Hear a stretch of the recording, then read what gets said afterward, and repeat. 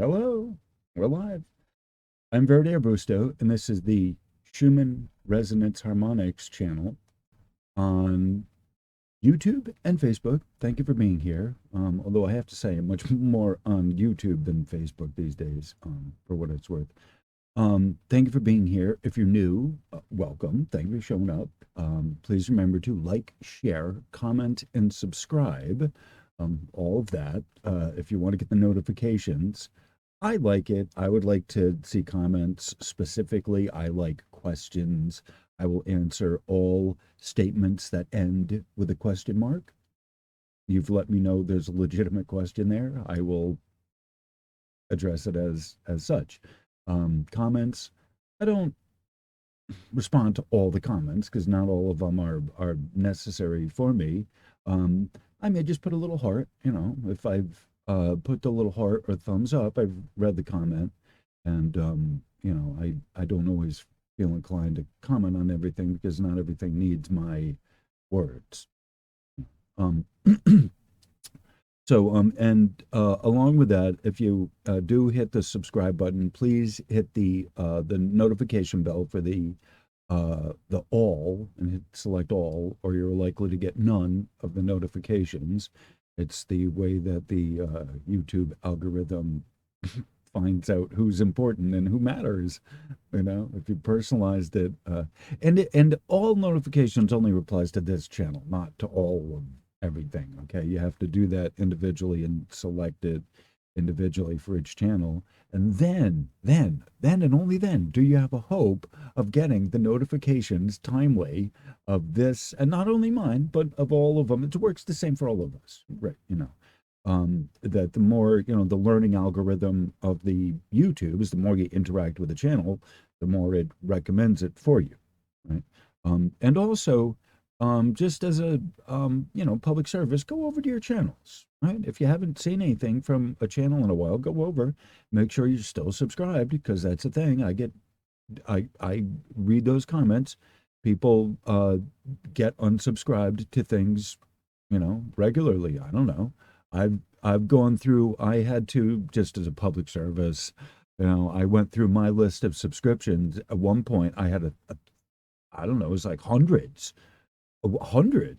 And I was like, and I looked, I'm like, who the hell are these? I had been subscribed to things that I didn't even know of, never heard of. And I had been subscribed to things that had like no videos or no channels, in addition to channels that no longer existed. Right. So I had to clear through. But there was things I was subscribed to I didn't know anything about, never heard of them before, and that were no longer active. And I've gone through, for the most part, the ones that I like or have been, I've still been subscribed to them. I haven't had that experience, but it's important to check for the channels you like. You go over them manually and check, and do the gumshoe approach to investigation, and actually go over there and check them out. So, with all of that said, thank you for being here, and hopefully that's provides a service to someone. On a technical aspect, I am the technical guy.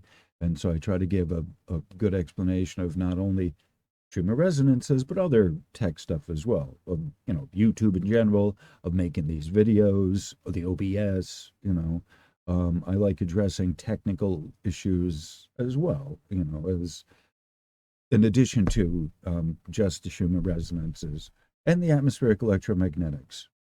And kind of along those lines, that's why I'm doing this, is I'm doing this channel, not just this channel, but also this specific series on the Freidemann Freund. I'm doing so many, like I'm at 10, there's going to be 10. By the time I'm done, I think there's like 13, 12 or 13 different research papers of his that I'm going to have covered. And that's only just barely scratching the surface of all the research that this guy has done.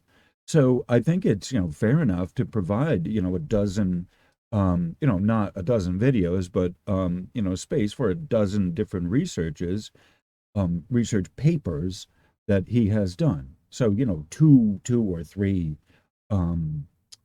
papers per video is, plenty. It's plenty long enough, and plenty for me to kind of go through without kind of wearing out the welcome and the novelty of the miniseries. Like, some of them are an hour, some of them 2 hours, but I don't want to go more than 2 hours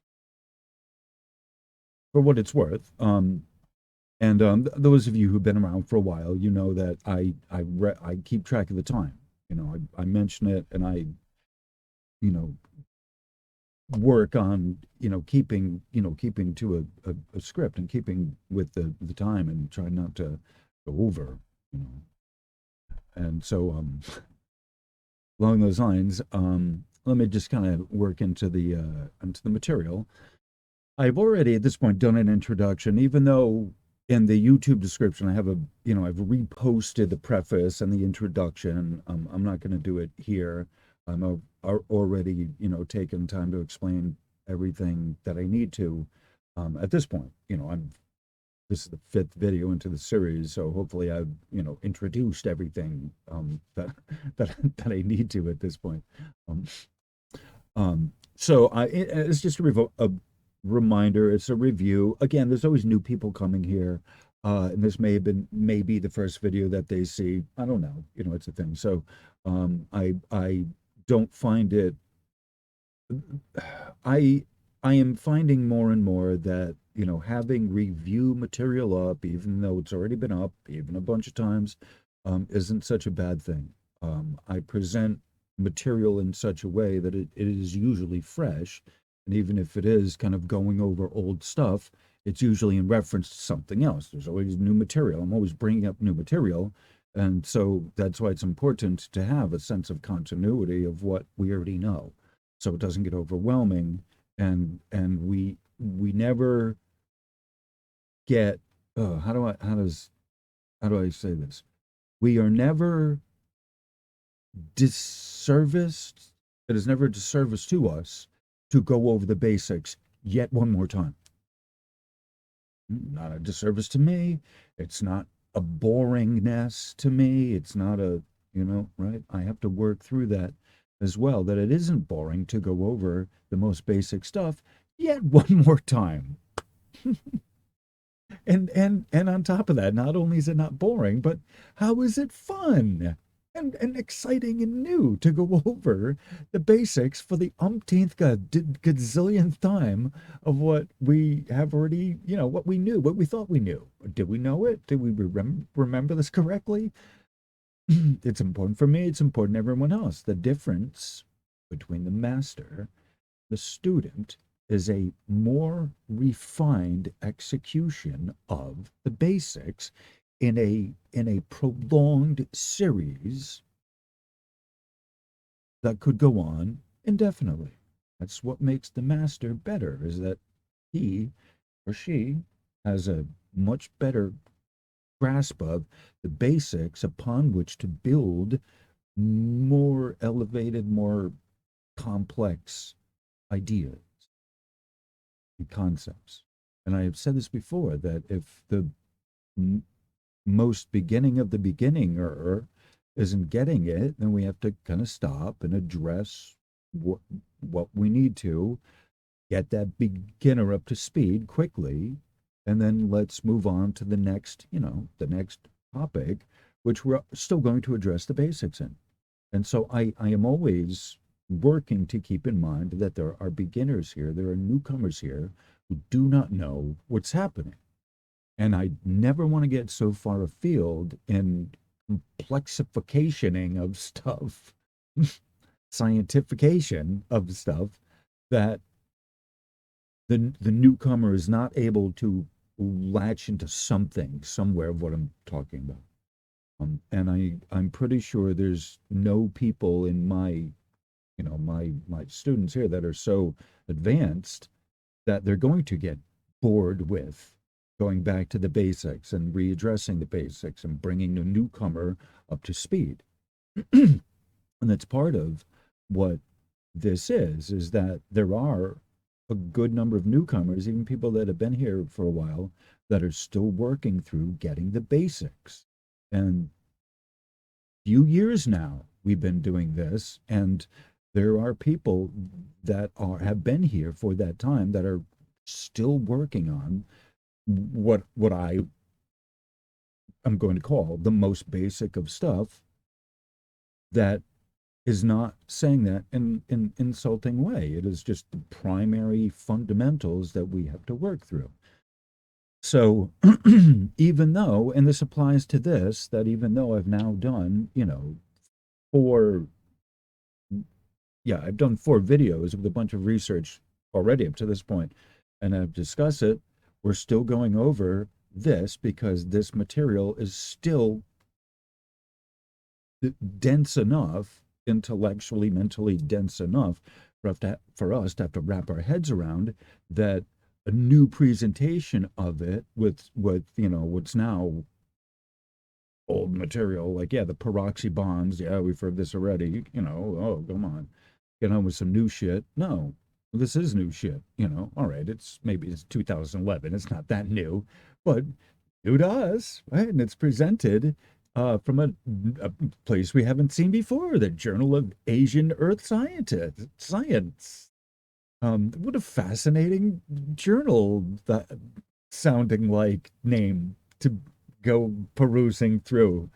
Um, and so, so yeah, 2011 isn't new. Peroxy bond's not new. The preference I wrote up there, it's not new. No, it's not. But it's still working through it because this is still relevant, and this is the basis of, the earthquake prediction at the VLF at Kumyania, right? This is around the time that they're starting to put in these stations, 2009, 2010, 11. We're at 2020 now, 2019, but, back 10 years ago, 12, 13, 14 years ago, as they're looking for help and the funding, right? You got to remember that the funding for these civic projects, the Kumyania, that's why I have this up here, right? Kumyania, this is a civic project, civil, for the civilian projects for the benefit of the population at large, like the early warning systems that, in where I was growing up in Waterford, we had the nuclear power plant. They had early warnings, and they would test them like every 6 months, like 6 o'clock in the morning or some shit. They would test the early warning system, and right? It's a publicly funded for the people, for the population, as a warning, as a a precursor, a warning for some event, some emergency. All right, so same thing for this here. That 30 years ago, there wasn't any research like this. They didn't have these stations. They couldn't get funding. It was absolutely absurd 35, 40 plus years ago. For, you think about it, back when I was first born, way back when, in 1960, late 60s, before a man was even on the moon, for God's sakes. I was one when when the first man was on the moon, and I'm not having an argument of whether or not we sent a man to the moon, for God's sakes. If we had television, motherfucker, if we had television and radio then, we sent a man to the moon. Get over yourself, right? And we had radio, right? And television and microwave. Oh, give me a break. And we certainly had integrated circuits then. At any rate, to get off topic here, off script nor off topic. Okay. So the 68, when I was born, there wasn't any such thing as an early warning system. I mean, that was even before Millstone, right? The nuclear power plant, all right? I mean, let's just kind of say that as well. Millstone was built in the 70s, early 70s. And so the history of the early warning systems for earthquakes and tidal waves as well, those came about from, research. We're talking about, here, okay, let's moving on. We're now talking about the 90s and the 2000s. as we start looking at what the technology can help us with, okay, you now have radio detectors and all of this that uh, that are able to detect these signals on top of a growing body of research at the atomic level, right? Like what is at the molecular level, that enables us to start seeing the precursors uh, on the measured level. Okay, and I think that's important to discuss that it is the measurements. What can we measure? What can we measure? Like that's what I'm trying to get across. Uh, what detectors? What antennas? What technology do we have that can measure changes in the Earth, or we get hit, right? And so that's what this whole series is about. That's not just about the peroxide bonding, but it also tells you about the radon emission. It also tells you about the electric emissions from the peroxide bonding. It talks about this sounds, the lights, the rocks that sparkle and crackle and glow. That sparkle, crackle, right? Sparkle is vision. Okay, crackle is something you hear, and then glow. Ooh, crackle would be something as well. You could feel it, like in your ears. You feel a crackle, right? You can, like, you, if a legitimate tinnitus has that, it'll be like a static, buzzing, humming, kind of crackling. It varies though. It's not sustained. So with the rocks, peroxy, the the breaking bonding, there's three different sensory outputs that puts sparkle, crackle, and glow. Okay. Um, and so that's important to understand is the three different, from the rocks, what the three different processes happening depending on what the material of the rock itself is. And so as such, like I was saying, I was just kind of incorporating or encapsulating a bunch of different types of precursor signals that happen before earthquakes. So, like radon is one of them. I don't get into that, but like there are radon detectors and these type of things. Other like sulfur when you have seismic activity and there's a breaking, especially at fault lines, one of the releases sulfur oxide, sulfur dioxide, these kind of things. That can be monitored. Okay. And this is to say nothing of the cow, which is going to be the part two. I haven't talked too much about the cows and all of that, but the part two involves more um, personal to the living organisms, the cows, and these type of things. So I need to finish up the part one where we talk about the pre-seismic earthquakes signals that we can measure before I can get into part two with the cows. And it seems like I'm taking forever to get there. But anyway, on that cheery note, all right. So the funding to allow for Kumiania, as you see these antennas that measure not just the amplitude, and I say this when I talk about this, not just the amplitude. This right here is your amplitude. See the decibel? Bradley was asking about this. The decibel reading, the amplitude, the color. This right here, and there's this right here. You got to look at the color. That's what this little tiny thing is, decibel, right? dB, that's what that is, dB. And then you have another here, dB, right? That's what that is. So the color is, and if you see black, it's right there, right? You matched up, right? Just it's easy enough to do that in theory. It's easy enough for me to tell you to do that because I know how to do that and I see it. But you have to kind of, it takes a little bit of, kind of hand-eye coordination or eye-eye coordination or something, or color-eye coordination, or I don't know how to put it better, or what better way to explain it than that. But I think you can generally get the gist of what I'm saying. Okay. This right here, the amplitude is the decibels, right? That's the electron volt side of the signal. Okay? There's two sides of the signal. One is top down, that's amplitude, that's decibel, that's intensity. Top down moves just like in a, where am I? There we go. It moves straight, basically like that, upright, boom, and then it curves down. Okay. Top down. Whereas bottom up is magnetics, and that's magnetics that are moving into a state of electrics, that they're going from a coherent wave from bottom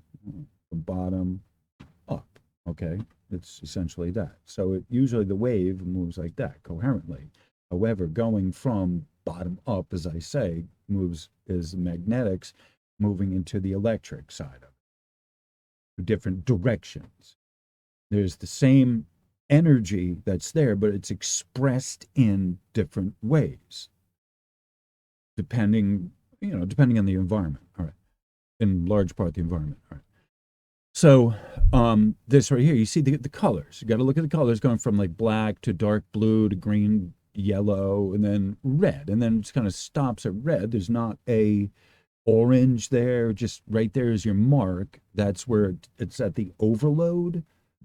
I don't know a better way to put it, but that's at the you have a set threshold, and then it's into, it starts getting into, plus, this is like 60. I think this is around 60 or something. I'm not sure. You have 50, you have 100, maybe that's like 70, 75. I don't know exactly. I think you can see my cursor there. Okay, so I don't know what the number is, but you can just see that's 100. I'm sorry, that's 100 there. Okay. That's 50. It's the mark that's right over the number. Okay. So the mark right over the number is 50. That's 100. And it stops at 120. Okay? A lot of these, it's a standard common thing at 120. And this is a negative. You got to remember this too. That's a negative number, negative 120. All right. So at about 100, that's your threshold of where it goes from negative 100, where it goes from like a calm into a value, right? So from the black, it's basically like really, really, really dark blue. They always set these at almost a black background so that anything going from that, anything forward, like a 0.01, will show up as a lighter value. So it's like the darkest value is a black, but it moves from black into like a dark blue. Okay. And so then you see this area here that's a lighter kind of blue, the turquoise, green, yellow. So that's what these amplitudes are here. This is the electric field. That's what this is showing you, electric field, daily stripes. And this right here is a collection of them over the course of time. This is the geophone. This is the seismic meter. Right? This is the seismic. And that's what that's telling you, right? Me, you, us. The geophone's the seismic. And so that's why they're giving you a different set of colors here. There's no red, but there's a lot of white. So what that's telling you is as the activity, see, they set these arbitrarily to be whatever color code they want. However, they do it intentionally for a reason of showing you that third dimension, which is a time dimension, which is invisible. They can't otherwise show it to you, but that's partially why the spectrogram is partially to give you a third dimensional kind of pop out from a dark background. The dark background is a calm. It's the at rest state, and you see that right here. Well, the darkest is always going to be at the far end, at the lowest, calmest end. That's black, dark blue. That's black, dark blue. That's black, dark blue. But depending on what they want to depending on a few things, but depending on the activity point of how low it starts, and then the minimal threshold for over the average. And I've talked about this, the mean, the mode, and the median, the mean, the mode, and the median. Mean, the mode, and the median. These are statistical values that they program in here to show you where the mean. I have talked about this in other videos. I can't really go over what the mean is right now, but essentially the mean is this kind of range here. Okay. The color going from like almost, dark blue, navy, from almost black into the white, the overload. Okay. So the median is the middle value right around here, okay, which is around 70, looks like 70 here, okay. The mean, the mode, and the mode is something I've talked about in other places, okay, statistically, but your mode essentially is decibels here. The decibel scale, the tens. Right. So you see the color is this is the amplitude. You got to look at what they're measuring as well, because all the colors, this is decibels here, okay? This is decibels here. This is decibels here. So all the colors, it's measuring. Decibels are a power scale. It can be an actual volume, right? It can be if you're measuring sound pressure, like on your ears, decibels are an actual value. There's an actual value of sound, decibels of sound pressure level, okay? But decibels measure an intensity. It is not just sound, but it is sound pressure level, SPL, but it is also, on top of that, decibel scale is essentially used as a power scale of tens, 10, 20, 30, 40, right? Depending upon the information that's fed into it. So, depending upon the antenna that's collecting the information, right? They have, and we've talked about this before. There's multiple types of antennas that collect data. So, depending on the type of antenna that you have, and the seismic meter is a different antenna than the one picking up radio frequencies. So that's why this whole color coordination thing here and this scale go only, they go up to 30 here, 3, I think, on this. That's why it's a different color, it's a different scale based on the antenna that's sending in the metering information to the spectrogram, which is the last step. The spectrogram just gives you an analysis. It plots like a printer. Plots an analysis of the signal that is sent to it from the detector unit. The spectrogram is not a detector. The spectrogram is not an antenna. The spectrogram isn't receiving any signal directly from the environment. The spectrogram needs an antenna to send it the information. I've said this levelly, plainly, as simply as I can. I'm looking right at the camera, well, sort of kind of looking at the best I can, looking right at the camera to address the audience, you as a person, right? I've said this in other places before. It's important to understand this. I don't think I can ever over say this too many times, that the spectrogram gets plotted like a printer. The spectrogram itself is not picking up gamma, nor X-ray, nor anything. The spectrogram needs a line level signal sent to it from the amplifier, picking up the signal from the antenna. So there is an antenna, a filter, amplifier, then it gets sent to a data recorder to record the information, and then it gets sent to the spectrogram for analysis for convenience of you. Not even for the scientists. They know what it is. All right. It's an easy, relatively easy visualization technique for you to see something that is otherwise invisible. All right, but the spectrogram is not picking up the signal. All right. So anyway, where I had gone about this is talking about the funding necessary to have these guys get all this equipment that they can measure the different aspects. The 15,000 hertz range, the 1500 hertz range, the 30 hertz range of of the seismic, the 105 hertz range for the more uh, earth lower earth based um, like Schumann resonances range of activity. The atmospheric, what happens up there in the atmosphere, right, is a lot higher in frequency than what happens down here. Frequency and intensity, right? Decibels are intensity, and you have to remember that this upright line, the vertical, is a intensity number, not a frequency number. Spikes, even though it reaches, it technically, even though it shows it reaches 15,000 hertz, it's technically not 15,000 hertz because it's a decibel number. You got to remember that. So all of, this is, again, this is a civic project.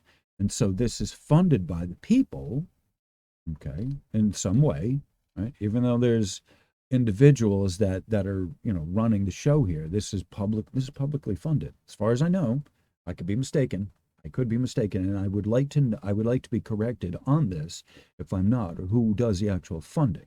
But there is, as far as I know, there's public funding for this and because I'm pretty sure this is part of the Central Italy electromagnetic network. All right. Now this is what my research has uncovered. This is what I understand.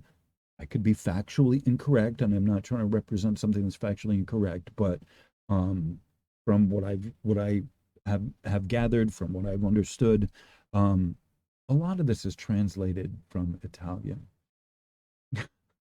Just say this, this is, you can see what's on here. Like, all right, this isn't telling you much, okay, but the research, if all the research, Renato Romero, he does a lot of the VLF stuff in Italy, and I think this monitoring is considered a public service, so it's publicly funded in some way through the allowance of the Central Italy electromagnetic network. Right. So if I'm not speaking correctly on this, please correct me, put in comments. I'd like to know. But as far as I know, this is what I have understood, and this is how I represent it. And oh, good golly, I don't think that being represented in that way is a misrepresentation or it's a bad thing, because it is they do this as a public service, but for seismic or earthquake monitoring. Okay.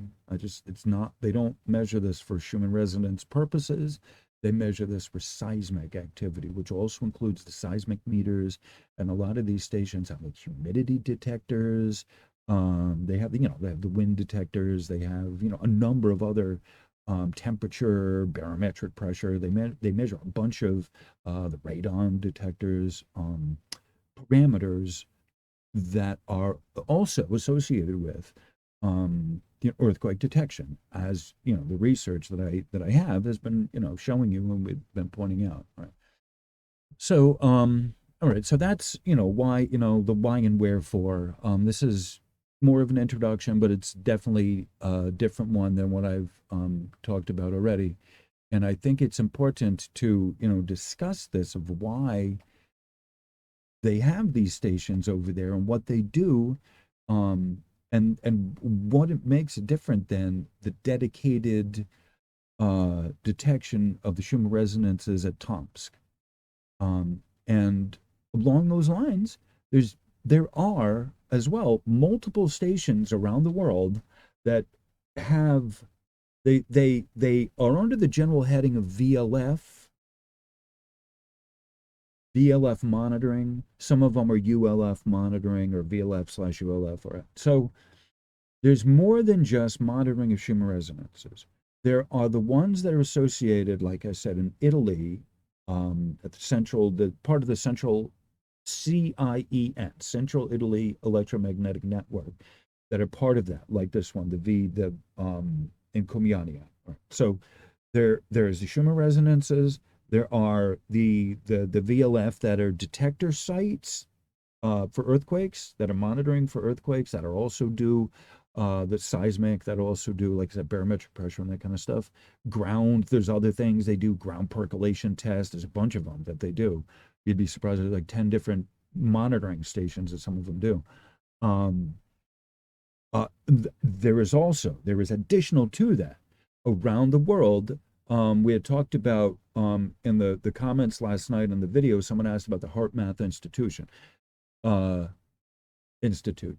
They have a spectrogram calendar, which hasn't been, the last time I was over there, they didn't update it. It hasn't, I don't know if they are now updating it regularly, but it hadn't been updated in a while. Okay.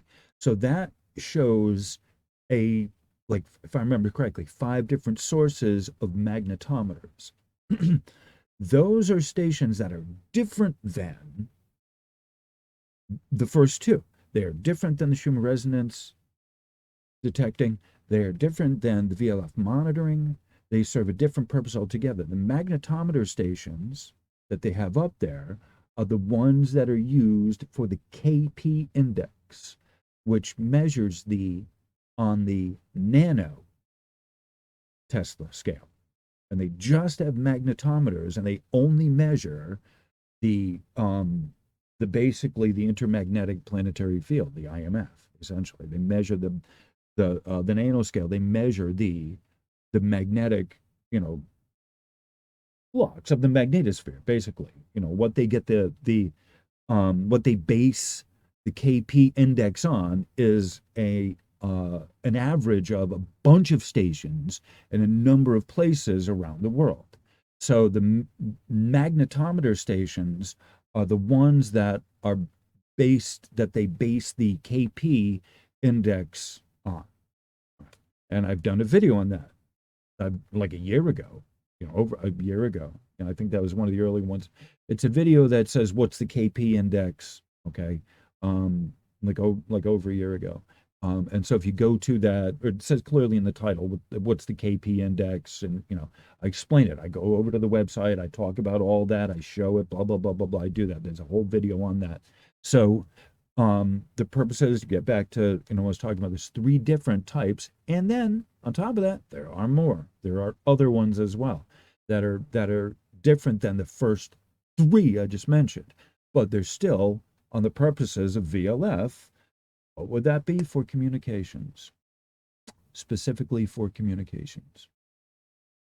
And then that provides also a subset of other blah, blah, blah, blah, blah, that I won't go into. Right, so the primary 3, we're just talking about the primary 3 that I just said. Schumann resonances, VLF, Schumann resonance detection, VLF monitoring, and VLF magnetometer related. Okay. Technically, that's not VLF, but whatever. It still falls under the general overall heading because people ask, well, magnetometers are it. So we'll keep it under, we'll just keep it simple. KISS, keep it simple. Silly. All right. So I guess that's a good enough introduction. I'm going to play music here at some point. I'm on a roll. Don't stop me. So there's 2, this is basically a video dedicated as part of the Friedman Freud series. Thank you, Professor Freund, or Doctor. If you're not an official doctor, I don't care. It doesn't matter. You're a doctor in my heart.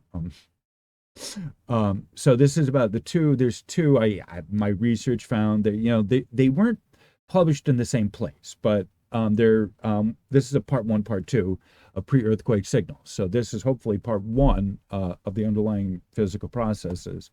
They weren't published in the same place. Then so I had to kind of cobble them together. But I thought they make a nice pair to go together in one video to talk about pre-earthquake signals. And I would like this to be a kind of a reference video of the this sort of pre-earthquake thing, if I can. I don't know, and kind of explain the the significance of what this is and what this research is. It's 2011, but it's still, 9 years ago, it's still relevant. It's still just as relevant. And the things that, and this is the kind of some of the precursor to what he's talking about now. So I guess, uh,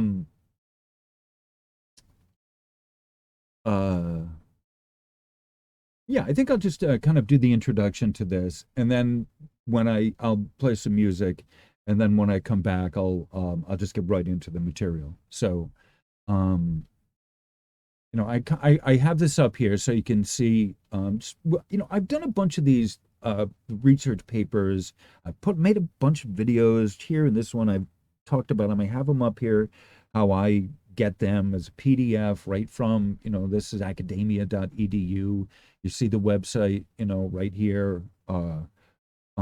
If you go through the hoops, you yourself could get, a subscription to this if you have, and if you have the time to start flipping through them, you yourself can get them. So this was not a paid subscription for this. So it's just so this is open to the public, but I have an interest in this and I'm willing to read through. I would say a good 2/3, maybe half of what I get uh, is of interest to me. Some, and as I kind of click and download certain ones, you get more that are related to that. All right. So not all of the ones that I get from here, even though I've selected what I like, they're not all relevant to me. And some of them are just way over my training. So I don't know. So if they're way over my head, I couldn't imagine you'd get much out of them. But it's also not related to what I'm doing. It's just clearly like a statistical, look at the statistics. Like, all right, it's not me. But I wanted to put this up here. I have all of these kind of selected so you can see the different topics of where this relates to. Okay, there's keywords, but then there's also the subject. They do this so if I typed in geology, I could get more of these like this: geochemistry, geophysics, low frequency, uh, magnetic field, ionosphere, coronal discharge. All right, so you have a general sense. The keywords on the publisher's end, of different topics that they have, or at like the academia.u of what they have available. They don't have, they have so many topics that they have available. And so that's, some of the ones that I've selected that I get. All right. So the publication date, 2011. The name is Journal of Asian Earth Sciences. All right. So this is my channel is not monetized, right? I don't make any money. I don't have commercials. I don't want any ads on my channel. So my channel is dedicated to scientific and technical education. This is research. I'm I guess I'm redistributing this in some way, but I make sure to give credit. This is their stuff. This isn't mine, right? So this is, all this is saying that all licenses go to them. I don't own any of this. So if they pull a copyright claim on me or something, I got to abide by it because I don't have any rights to the material. But it does kind of say here, in most cases, the authors are permitted to post their version of the article in word or text form to the personal website or institutional repository. All right, so they're letting me, have a little bit of license to kind of push their stuff, right? So there's two parts to this. Like I said, this is the part A to this. That was at the Journal of Asian Sciences. The other one is that one got published to Natural Hazards and Earth Science Systems. So part two, the flow and battery cards, got published to a different place altogether. So I found that kind of interesting. The other guys didn't like part one. You couldn't find it. Like, no, we already published part one. You don't need part one. We need part two published. But the journal, I don't know. I don't know how this works. But they're both out there, part one, part two, near as I can find. And if not, I don't care. This is the narrative I'm going with.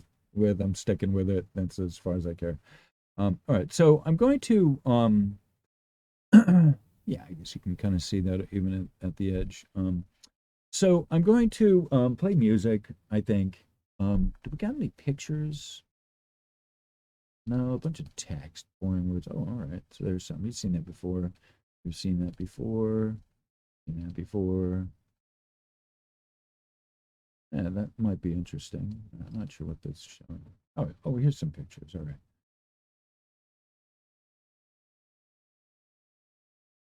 So I will I'll have this up during the music so you can kind of see it, you know. One of the reasons, before I'm getting into the material here, obviously, speaking of the copyright thing, when I do this research, I want to make sure to present all of the important attribution because it's not mine. And whenever I'm doing these research, it's not my research, and I want to make sure it's the people who do the research are mentioned. I mention it, I give you the links, I make sure that you can find its information yourself because it's not coming from me, right? I just make sure to put that out there. So, but relative to all right, so there's the copyright. So, but relative to what I have presented here on my channel, I there's a reason, a major reason. I don't do all of the research that's presented. Number one, it's too long, right? I can't do a video that's that long to number two, I don't understand a lot of it in a lot of cases, the real hardcore research.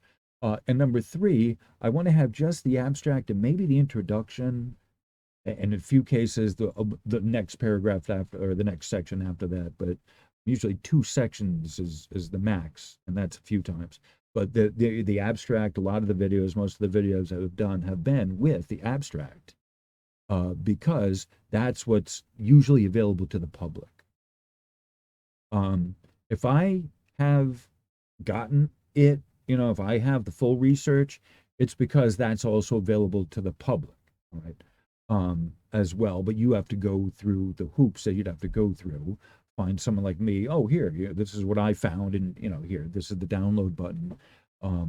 But it's not it's not prohibitive. In some cases, the research I have, I had to go to like an interlibrary loan. So, but generally speaking, I want to kind of not present the whole video, within my video.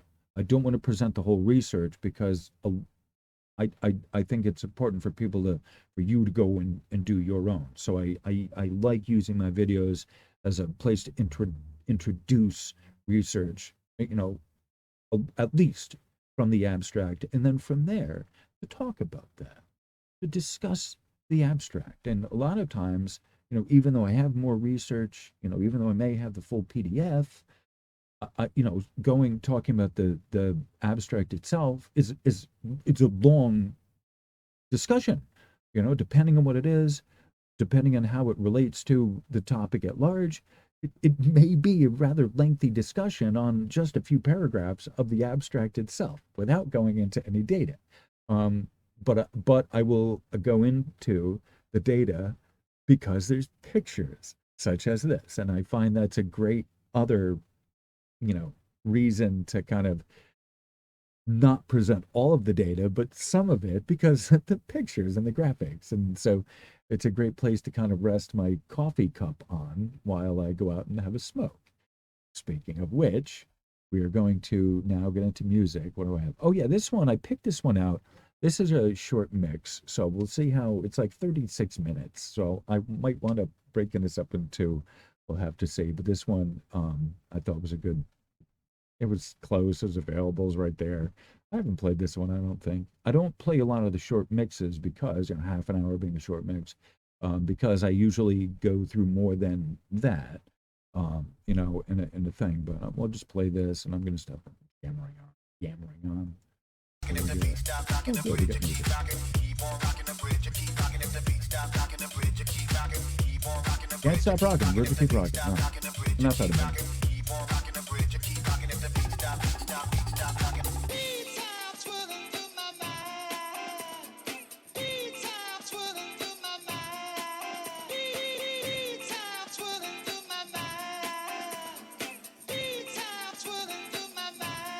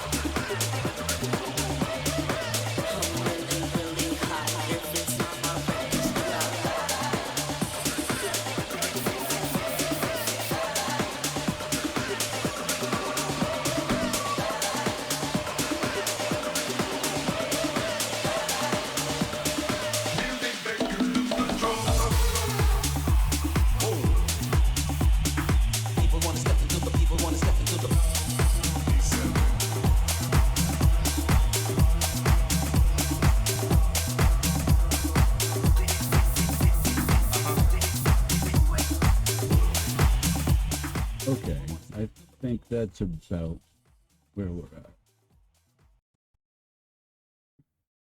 Hello. Where am I? Thank you. All right, I'm back. Okay, we're back. All right. So the keywords were so the keywords are earthquake, earthquake, uh, pre-earthquake signals or whatever. Pre-earthquake signals, paroxy, positive holes, EM emissions, air ionization, and thermal infrared anomalies. All right. So I wanted to say that before I put my face. Hello, everybody. This is my face. That's my nose, I guess. And so I, before I put myself there, I just want to read off what those are. Although I guess you can see them there well enough. Anyway, all right. So this is part one, Friedman, Freund, and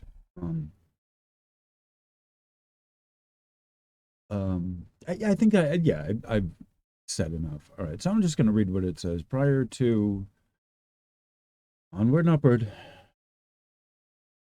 Prior to large earthquakes, the Earth sends out transient signals, sometimes strong, more often subtle and fleeting. These signals may consist of local magnetic field variations, electromagnetic emissions over a wide range of frequencies, a variety of atmospheric and ionospheric phenomena. Great uncertainty exists as to the nature of the processes that could produce such signals, both inside the Earth's crust and at the surface. The absence of a comprehensive physical mechanism has led to a patchwork of explanations which are not internally consistent. The recognition that most crustal rocks contain dormant electronic charge carriers in the form of peroxy defects, which is and I've shown this before, we've talked about this. O3 Si is silico, and then you have the O2, the two oxygens together, and then there's a bonding to the silicon O3, SiO3. Holds a key to the deeper understanding of these pre-earthquake signals from a solid state physics perspective. When rocks are stressed, peroxy links break, releasing electronic charge carriers, H, known as positive holes. These positive holes are highly mobile and can flow out of the stressed subvolume. The situation is similar to that in a battery. The H outflow is possible when the battery circuit closes, and that's the H is the positive hole. The H outflow constitutes an electric current which generates magnetic field variations and low frequency EM, electromagnetic emissions.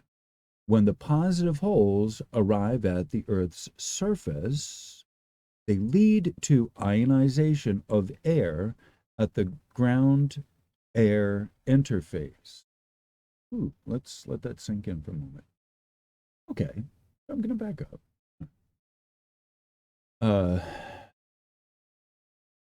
When the positive holes arrive at Earth's surface, they lead to ionization of air at the ground air interface. Under certain conditions, corona discharges occur, which cause RF emission. The upward expansion of ionized air may be the reason for perturbations in the ionosphere. Recombination of H charge carriers at the surface leads to a spectroscopically distinct non-thermal IR emission. All right, now what did I just read? Okay, I'm not asking you, I'm asking myself. I sort of have an idea. Well, I recognized you take tests like that on stuff that you haven't read, or maybe vaguely familiar with. You have to kind of go across questions sometimes and formulate an answer and come up with a web of hypotheses of what you know. What do I know? What can you talk about? What do you know? Right? And piece together things within. That's the best way a lot of times to take like a written exam where like it's an essay type is you talk about what you know relative to what is within the field of the questions asked, right? You may not know a lot otherwise, but how can you link the elements to, right? You give a good written performance based on the elements you might know the Civil War here, and you might know something about Ulysses S. Grant over here or whatever, and you just kind of piece together a narrative based on what's there. All right, some that may be the best you can do sometimes. Is borrowing more information of there's a lot of stuff here I don't know, right? I say I'm not the teacher, I'm the mentor, I'm a guide. Right? I work you through the vocabulary here and help you formulate your own ideas based on the research. Right? If you don't know equations and the calculus and stuff, I don't. You have to look at what the actual data that they're presenting is. Right? And that's why I love these abstracts, is they give you the data, just kind of a nutshell version of the data that they have with limited equations. And this right here is sort of this peroxy link uh, illustration.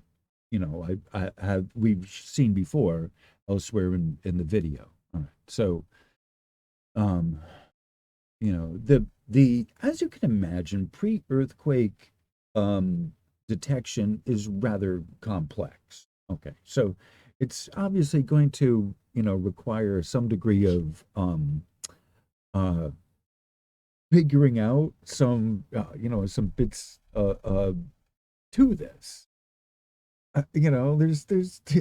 There's a lot of magic involved in getting the show, the performance to go together smoothly, of how to protect people from earthquakes. And it's they're trying to make it a science, and good on them. Because the earth does, that's what's fascinating about this, is that the earth does let off precursors, signals across the board. And what's significant about this, regardless of whether you think, oh, humans, should have warnings and uh, whatever other socio-political stuff you might think about warning people about earthquakes, whatever. The fact that there is, to me, what makes this so fascinating is that there is now a body of research, a growing, daily growing body of research on a topic which 20 years ago would have been thought preposterous. There is a growing body, corpus of research on the acceptance that there are signals across the board, a number of waves, not just like the P wave, right? Not just different types of seismic activity. Yet, in addition to a bunch of other stuff that goes with that or outside of that as well, that you may get one instead of the other. It may all be together, but there may be different types of things depending on the area that aren't, that are more prone. Some areas are more prone to some things than others, depending on what the rocks are made of, right? And that's what's fascinating about this, that there is now a topic, whether or not it saves anyone's lives, it's great. If it saves a life, yeah, awesome. That's it. That it paid.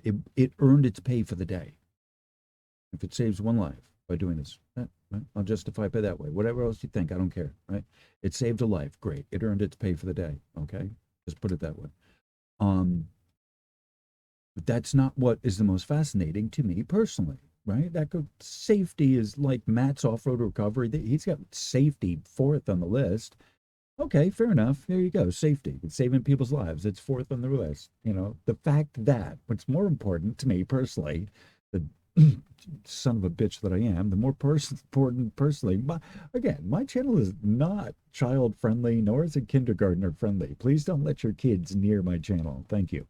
What's more important to me personally is the fact that there is now a study, a body, a growing, ever growing body of work studying the phenomena that accompanies earthquakes and all of all that comes with the the circuit, the living circuit of the planet, of how she conducts messages from one end of the planet to another, electrically, chemically, you know, uh, pheromonally, through radon, if you will, and I will. um, I will have the balls to, to say that. The Fuegos, I think, not Fuegos, Fuegos, uh, um, the eggs, to say that. And so that's what makes this to me so deep, near and dear to my heart, that would allow me to do a series of a bunch of videos for this guy and his field of research, and the research goes with this. Because number one, I mean, among all things, it's definitely atmospheric electromagnetics. Bing. Um, it is this guy is the research that helps me to explain to people the difference between what the VLF at Kumiania does versus what the uh, detection at Tomsk is. And again, the Schumann resonance detection at Tomsk, it's a great working model for how Schumann resonances works with the modes and everything. It's a great educational model, but it is also limited in what its applicability to the real world is relative to earthquake monitoring. Okay, I'll just say that. So the dedicated Schumann resonances is a great educational tool through Tomsk, but it is just an educational tool that should be treated as such. It comes with its own set of issues because they have the machines, as long as they have blah blah blah, whatever. Anyway, all right. So the fact that there is this study that is legitimizing these different aspects across the board and seeking to, kind of, uh, you know, unify all these different, and they say this right there in the research. Theirs and other researchers, and they recognize that there's such a wide range of possible, precursors to earthquakes, that you can that some other researchers have said, oh, there's nothing there, or blah blah blah. All right, so they recognize that there's a built-in kind of a, I don't know what the word is. I'm not sure what the word is, but there's a built-in uh, skeptical factor to it. I don't know what the word is that I'm looking for. I don't know what the phrase is that best says this, but they recognize that there is a great uncertainty. Where am I? Great uncertainty exists as to the nature of the processes that could produce such signals, both inside the Earth's crust and at the surface. The absence of a comprehensive physical mechanism has led to a patchwork of physical explanations which are not internally consistent. Okay, so the variety of atmospheric. All right, so they're recognizing, as good researchers, they're recognizing that there is uh, a problem. I'm struggling for some words to kind of say here, and so I think some of this is a little bit evident, but I need to kind of say what I say it to say it. So um, they recognize that there is a controversy, I guess, in this area, that there's uncertainty, that other researchers have said, foo on you, that there's not any precursors that you can definitely tell, and there's a blah blah blah blah blah. There's all, so there is the other side of this that should be understood. That should be, I'm certainly not going to hide from that fact. We are not, we as me and them as researchers are not hiding from this fact, this scenario, this group of people who are otherwise inclined against this. Words are a little bit difficult here to come up with. Thank you for working with me on this. It's important for researchers, good researchers, to know what the other side says, and to give at least a plausible rebuttal for what their argument is. And in the case that they say there's nothing that's certain enough for them, right? All right, we would respect their opinion and kind of address the reasons why, and blah blah blah blah, whatever. At least that's what the good researchers giving up their research, that it's something you have to look at and address. You can't not address in peer review, you can't not address the critical comments of other researchers, especially ones who have experience in that topic, your topic. Okay.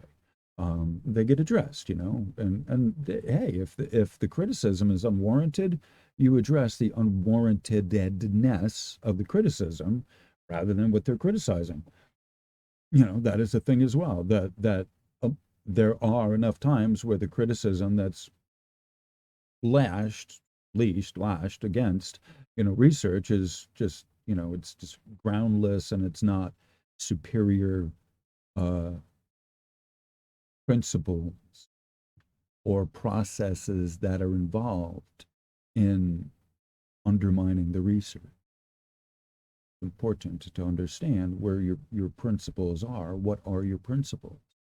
What, and so this is part of the scientific research of this, of when I hear people who talk about and I have enough discussions with people, I have enough topics with people, talks with people on these topics, both online and in real life.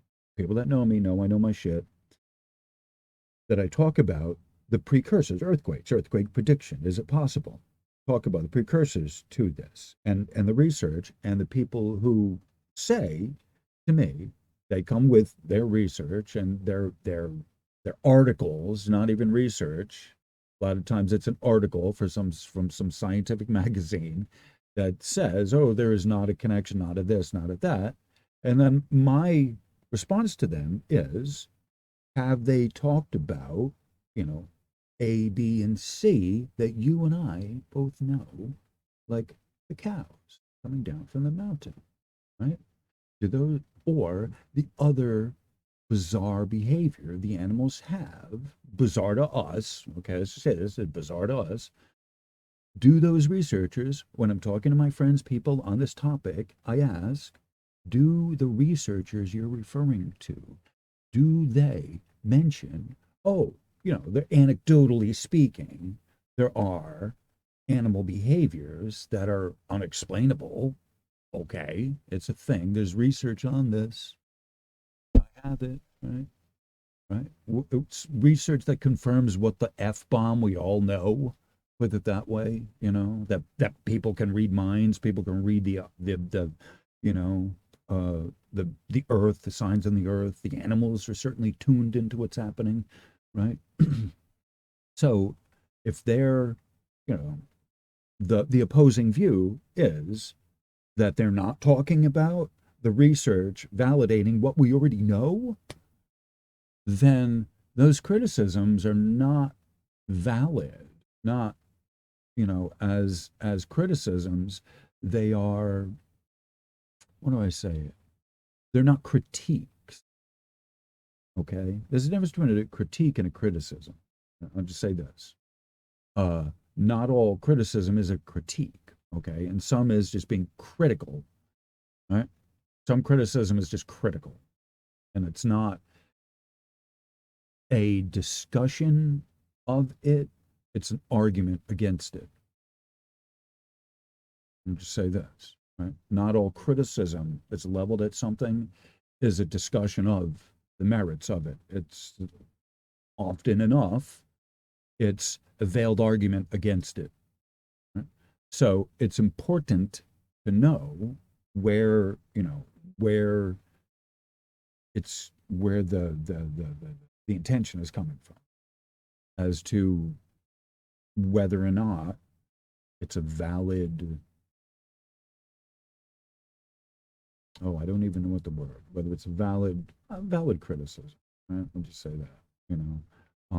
There's an intention, at a certain point, it's just like you're just a at a certain point, it is possible that the reader or the viewer or the critic is is not there to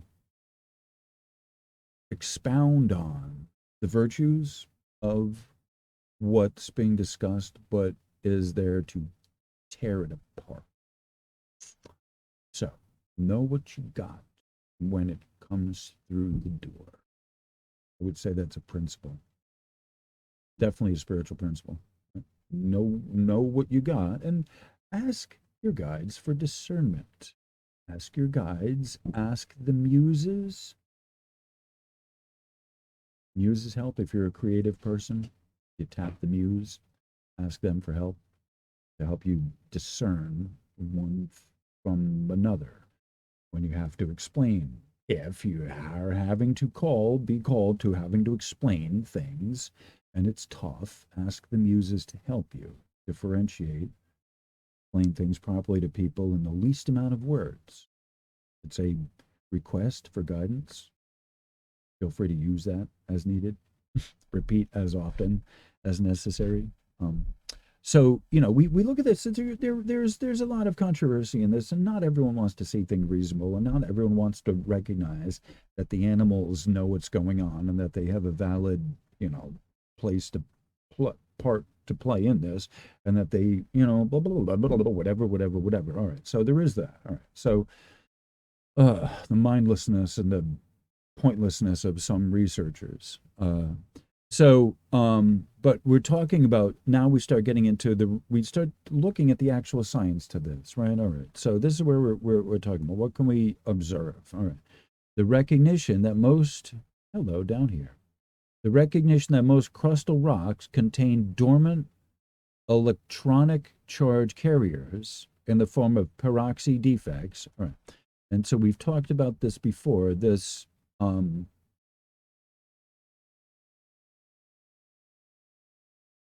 O3 is ozone. Okay. So the O3 with the silicon, okay, forms a stable molecule. Okay. Same thing with the silica and the O3 on the other side, right? So you have these matching kind of sets with the oxygen, you know. Hold on. Let me see if I can find something for you. Okay. A little chemistry. A review, I think, is in order. I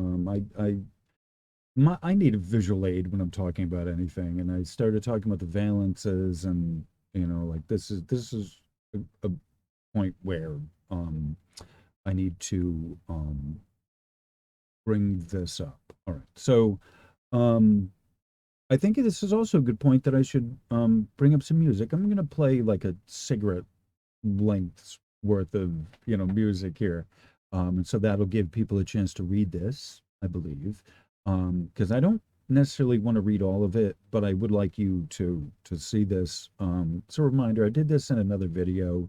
I think I've said this before, but I think I should do a video on just this, or maybe clip this out of this video and post this. I don't know. I have no idea what I'm doing at any given moment, but I do know I do need to do a short video on just the valence electron and what that is, because I talk a lot of, when I start getting into this stuff here and the peroxy bonding, this is what this is, and I need a picture to kind of show you here of what the valence electron is. This is one of this I need to tell you folks.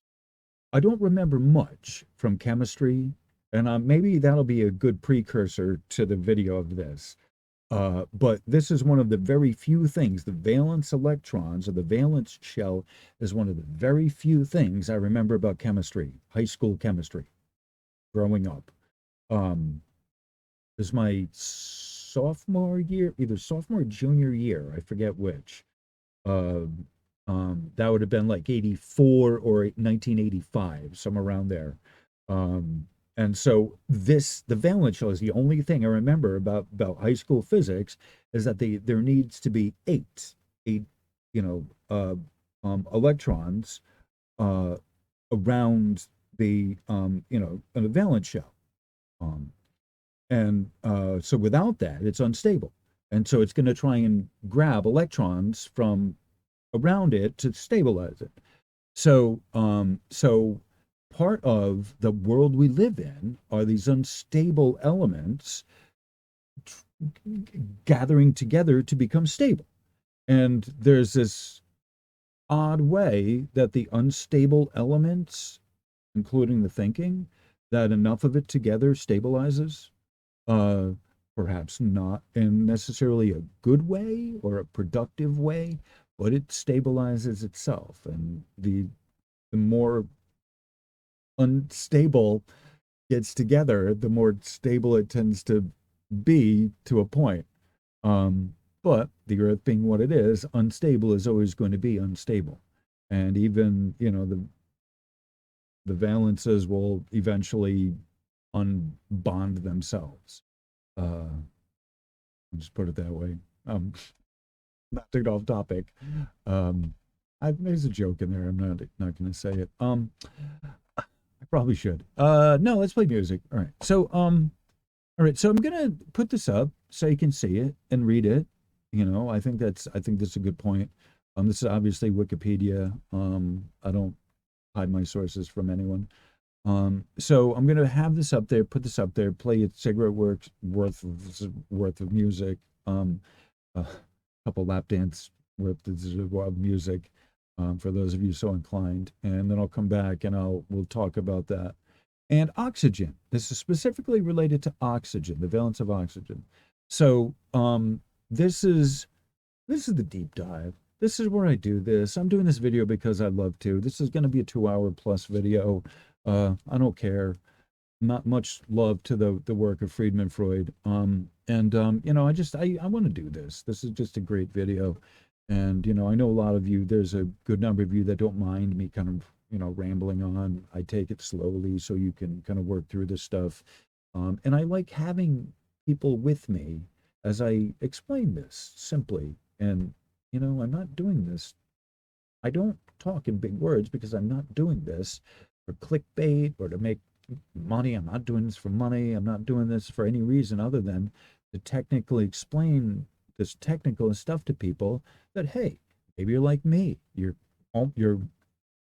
in your 50s or in your 60s and you didn't get this early the first time around, or maybe you've forgotten some stuff, And so I don't need to talk about all of chemistry, but what's relevant here, like I want to explain it so that, even if you didn't get it, or, you're somewhat at a high school level of understanding, that you can, get this.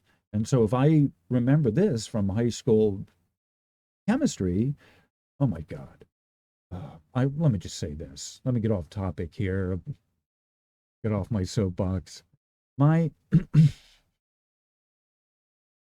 my high school chemistry teacher Professor Schulman, Irving Schulman, was an older gentleman, big, heavy set man. Uh, he had an active life before he was a teacher. I don't know how he became a chemistry teacher, what teaching or whatever he had done in whatever decade. But he was not a motivational, inspirational teacher. He wound up falling asleep behind the desk a lot. He should have retired a few years before I got there. Um, in the 60s, I went to high school in the 80s. He should have retired, at least a decade earlier. Whatever, I don't know, not for me to say, but a lot of I'll put it this way, a lot of passes for skipping school had his name on them. You know, we would get called, we'd wake him up, not we necessarily, some of us would wake him up, say, "Oh, I just got called to the office. Can I get a pass?" And have him write out a pass. Because we wake up, oh, yeah, hey, I just called. Did you hear that? No, no. All right, I get to go to the office. Blah, blah, blah. And there was a couple girls who were skipping based on one of his notes, skipping school. One of them got hit crossing the street. She wasn't in the crosswalk, or maybe she was, and it didn't matter. And so she was one of the girls in my class. She had a skip school note from Irv, and she got nailed, and then she got nailed. And there was a big to do about that. There wasn't long after that there was like a college student. I forgot, not an intern, but like a college student. He was getting his master's, and he was teaching there at the school as like a substitute teacher. All right. So while he was going to get his doctorate, he was teaching the chemistry, and it was much different. And he was no nonsense, and he actually taught, and you needed to pay attention. And he was, a younger kid, hot shot, but like, all right, wow, yeah, you had to be there. He was marking you if you weren't there, and different thing. Anyway, um, but the valence shell, at any rate, back on topic, back on the script. So the valence shell is one of the few things I remember from Electron, because that was like stability. How did these things keep stable? All right. And so that was, like I don't remember much after that, or other than that, or blah, blah, blah. But, like, fortunately, I don't need to remember, because we have, this here. So, all right. So I'm going to play music and stop jabbering. I need a smoke, and I'll meet you on the other side. Where are we at? What's playing here? It's loud.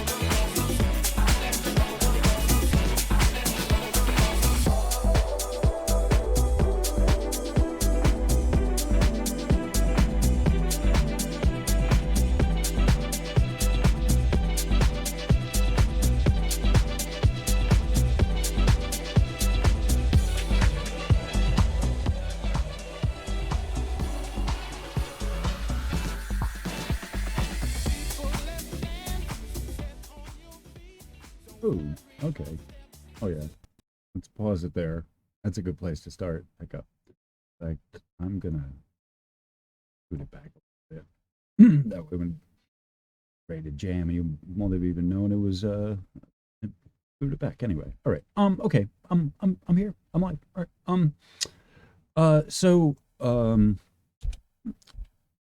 We are going to talk about right now about the valence electron. I strap yourself in. We got this up on the board. I hope you're ready. Because this is where we're going.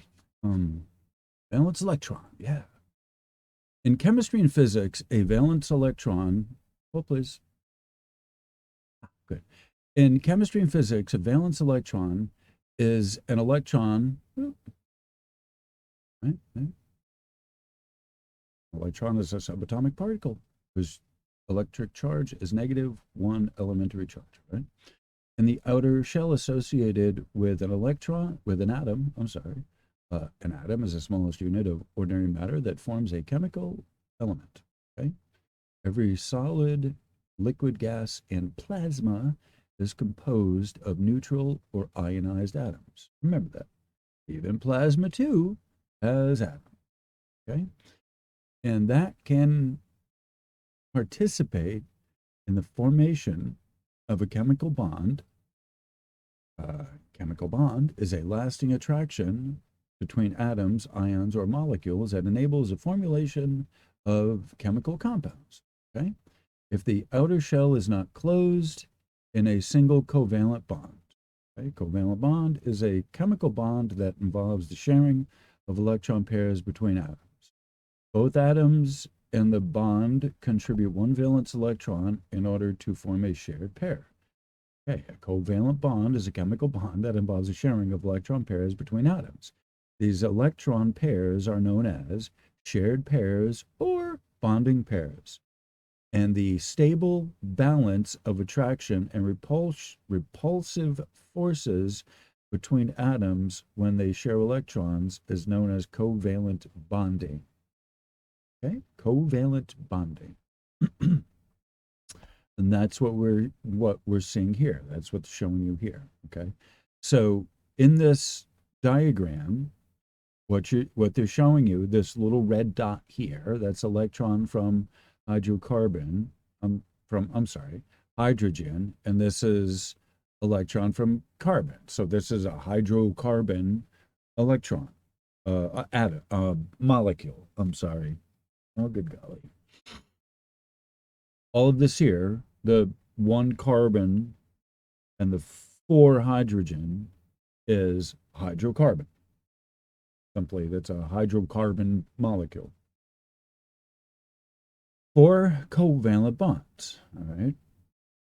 So what they had is already, carbon has 4 valence electrons, and here a valence of 4. Each hydrogen atom has 1 valence electron and is univalent, okay? So the electron bonding between these two, right, it forms a valence shell, forms a stable shell between the hydrogen and the carbon. So you have one electron from the carbon, one from the hydrogen, and it creates a stable molecule. Okay, but in this case, 4. You got 4 hydrogens because a hydrogen is 1 each, and then it contributes, which is 4, and then it contributes to the 4 of the carbon already, and so then it creates the stable, molecule.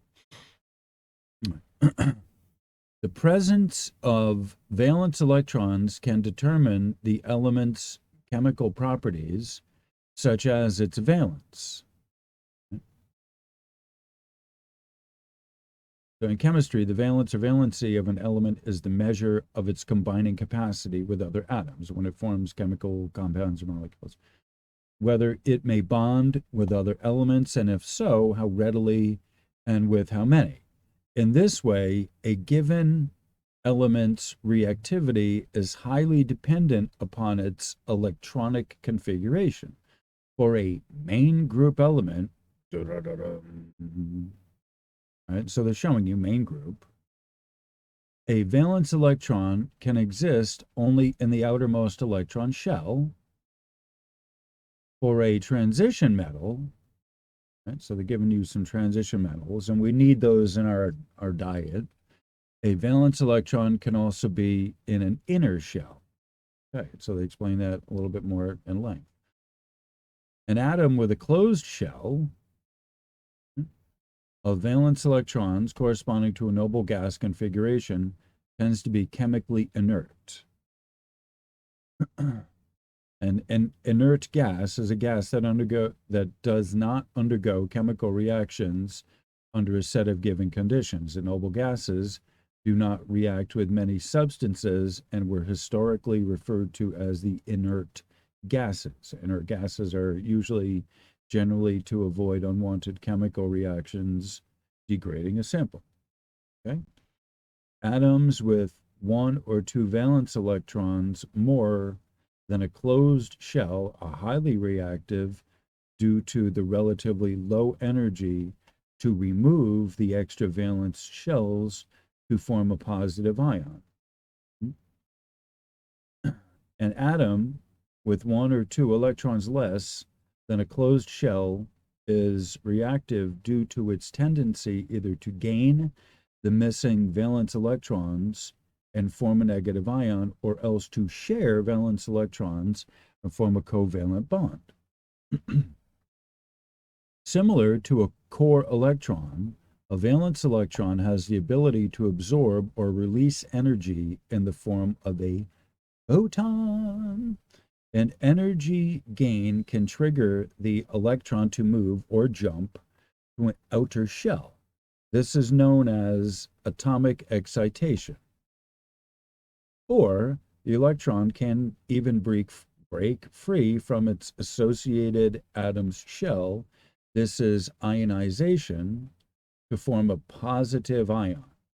When an electron loses energy, thereby causes a photon to be emitted, then it can move to an outer shell which is not fully occupied. Okay? All right. Electron. So I'm not going to go more into this. All right. But you see, let's go through this real quick. So, electrical conductivity. All right. Oxygen. All right. So that's what I want you to see. What I want you to know about this is more you could read about the valence electron. Please do. But as a basic introduction, this and again as a refresher to me, leading the way. What is it? I need to remember this. And the ionization is something that's important to kind of talk about as well. Ionization is a process by which an atom or a molecule acquires a negative or positive charge by gaining or losing electrons, often in conjunction with other chemical changes. The resulting electrically charged atom or molecule is called an ion. Ionization can result from the loss of something. All right. I suppose I should look that up and maybe review that because it's one of the processes that happen. We've seen that. We've heard that. We've talked about that. They talk about that. The ionization of the air in the field, the ground, in the field. First, it moves through the rocks itself. Then it bursts. It bounces through. You see those spikes. That's what the amplitude spike is. That's that release, the ionization of the oxygen, the O2, the peroxy bonds, into the atmosphere. Okay, so the ionization is the process of release from the rocks, the ground, into the atmosphere, the immediate atmosphere over the break. Okay, and we've learned that. If you've been here for any of the rest of the videos in the series, we've learned that already. So, specifically, the oxygen, the peroxy bonding. All right, this was what I want to show you. Space filling model. All right, so That right there, you see how that's a it's a it's they're hooked together, they're linked together, they're lumped together, they're form a a stable O2, dioxygen O2 molecule. All right. So when we talk about this right here, see this symbol right here? Oh, not there. Okay. This little guy here, these two, not you two. They're not going to make this easier for me. All right, here. They're not going to let me highlight this. All right, but you see my cursor here? These two together, all right? You can see that those two together, that is that. Bam. That's that. All right. So we want you to remember that. I want you to see that. The peroxy defect is when that releases. All right.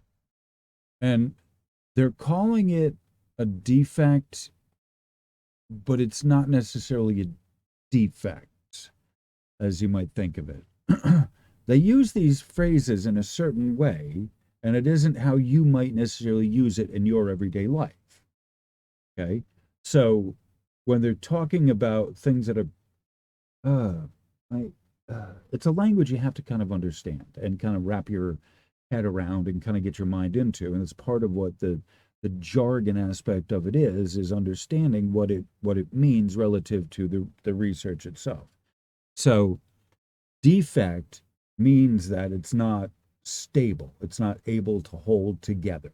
All right. I think that's the best, fairest way to put that. All right. So, it is what it is, Well, I'm born this way, nothing's perfect. Okay, yeah. No, I hold a 93% functional perfection. All right. So the defects, the peroxy defects, is what allows that structure, the two oxygens together, to break and to release. Um, releasing electronic charge carriers. And this is what I have up as the thumbnail to this. And this right here, as we've discussed, where are we? This right here, that is the ionization.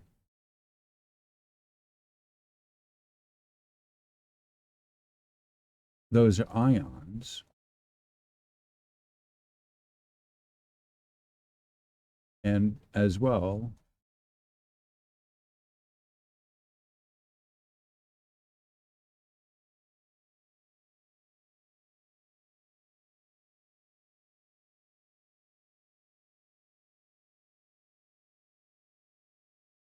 okay. All right. So that's when we talk about the ionization, that's what that is. That's what this is. That's why I keep putting this up, this boring picture. You've already seen it already. Well, that's why. This is the visual aid, what they're talking about. This is the peroxy bonding. And we weren't able to see much in this at first, but now we do. All right. Maybe I'm gonna save that and have this as the thumbnail to it.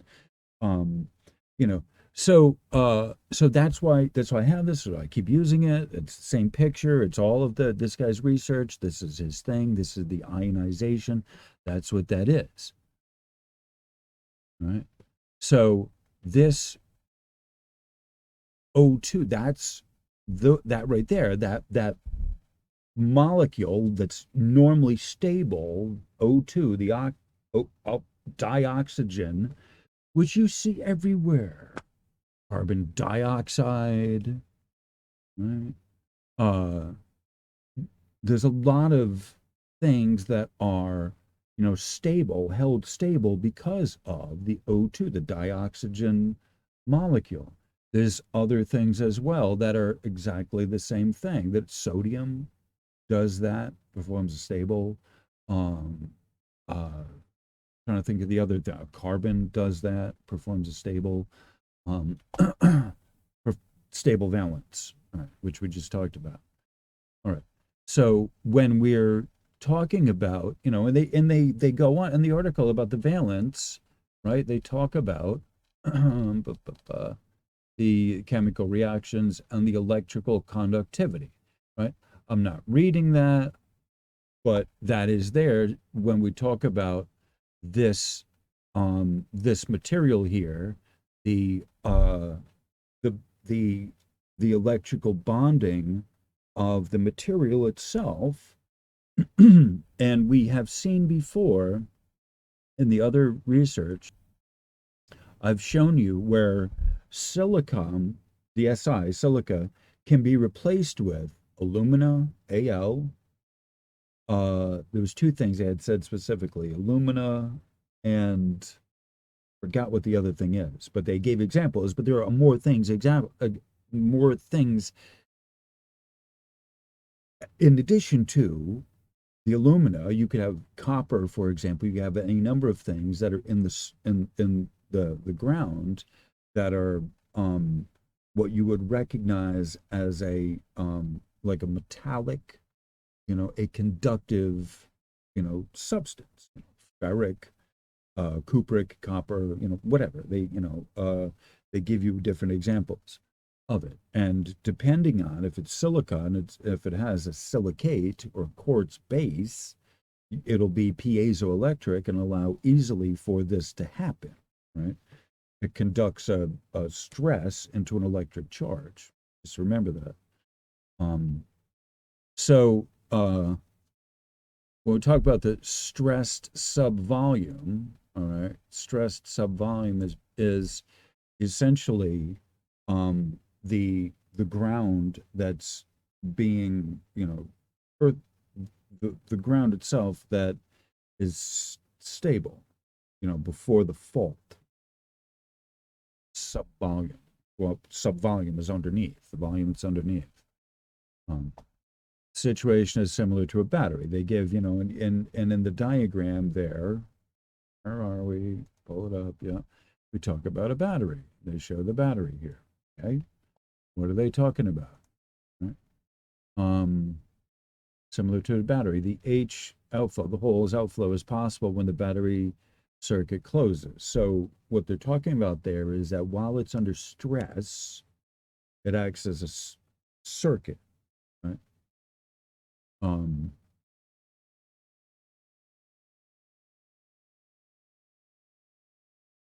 The battery circuit closes. All right. So when there is when there is when a battery is being used and there is a load on the battery, something is working, something's at work. There's a load, there's a charge, there's a pull charge that's being discharged from the battery. Okay, the electrons move in a certain way within the battery chemically. They move from the lead to the copper. Okay, ding, ding, ding, ding. All right. However, when you stop that, when you close that circuit, all right, it's not active anymore, and so it discharges within the battery itself.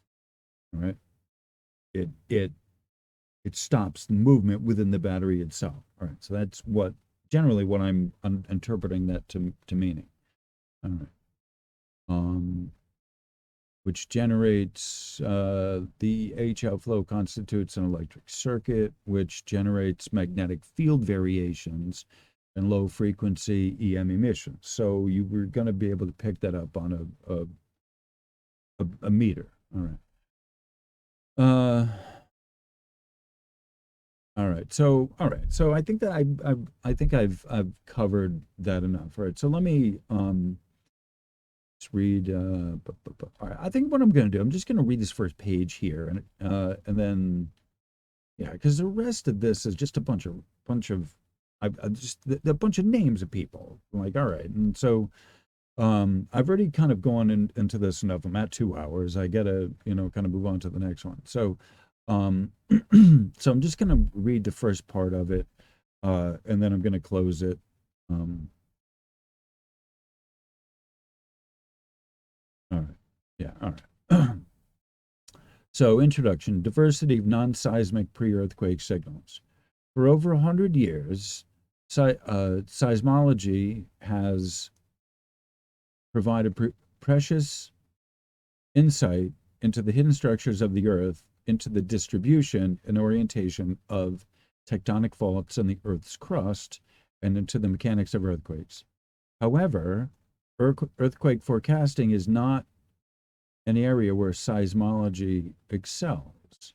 The reason is that the seismology is basically a historical science that bases its approach to earthquake prediction on the analysis of data from past events, large and small, on the attempt to find patterns in their spatial and temporal distribution among given faults. This information is used to derive probability models for future events. No statistical, I don't like how I can't keep it on just where I'm reading, so I don't like how it keeps flashing. I'm going to just kind of use the cursor and have you follow along that way. This information is used to derive probability models for future events. No statistical approach can ever pinpoint the time, location, and magnitude of a future event. This has led to statements such as earthquakes cannot be predicted and Geller et al. All right, so that's what they're addressing here, is the difficulty in proclaiming earthquake prediction and all of this. The buildup of tectonic stress causes earthquakes. Broadly speaking, seismology is focusing on the mechanics of rupture, studying the spatial and temporal distribution of earthquakes, small and large, often combined with geodesic measurements to record deformation at the Earth's surface or strain changes in the shallow crust, for rocks to fail under the onslaught of stress and cause a seismic signal, even a little one. The local stress levels must already have reached relatively high values leading up to the critical point. What happens before this point remains largely a mystery. The literature is replete with reports that prior to major seismic events, the Earth sends out non-seismic, non-geodesic signals, sometimes strong, more often subtle and fleeting. They fall into a wide range of categories: magnetic field variations, seismoelectric signals, electromagnetic emissions from VIS through IR, and RF, which is radio frequency, to ULF and ELF. So that's ultra low frequency and extremely low frequency, various atmospheric and ionospheric phenomena, anomalous animal behavior, and others. If we want to develop the capability to forecast earthquakes beyond what is presently possible, we need to understand the causes of these very different phenomena and, importantly, how they may be linked to each other and correlated. There have been many attempts in the past to explain how the different types of pre-earthquake signals might be generated. For a recent review, blah, blah, blah, there's a bunch of authors and attribution. I'm not going to read. It's a sea of people that really deserve a credit and their name mentioned. I'm going to do the right thing and not say any of their names, but it's up here because there's just too many of them. And I'm just going to say there's a wide range of study on this, on to account for EM signals, particularly low frequency emission seismoelectric signals. A number of well-known physical processes have been involved, such as microfracturing, piezoelectric effect, the electrode effect, piezo-magnetic effect, electrokinetic effect,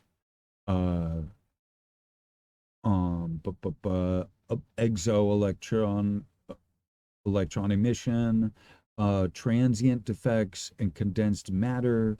You know, there's a lot of theories that have been thrown out for what, for that explains the different precursors to earthquakes, right?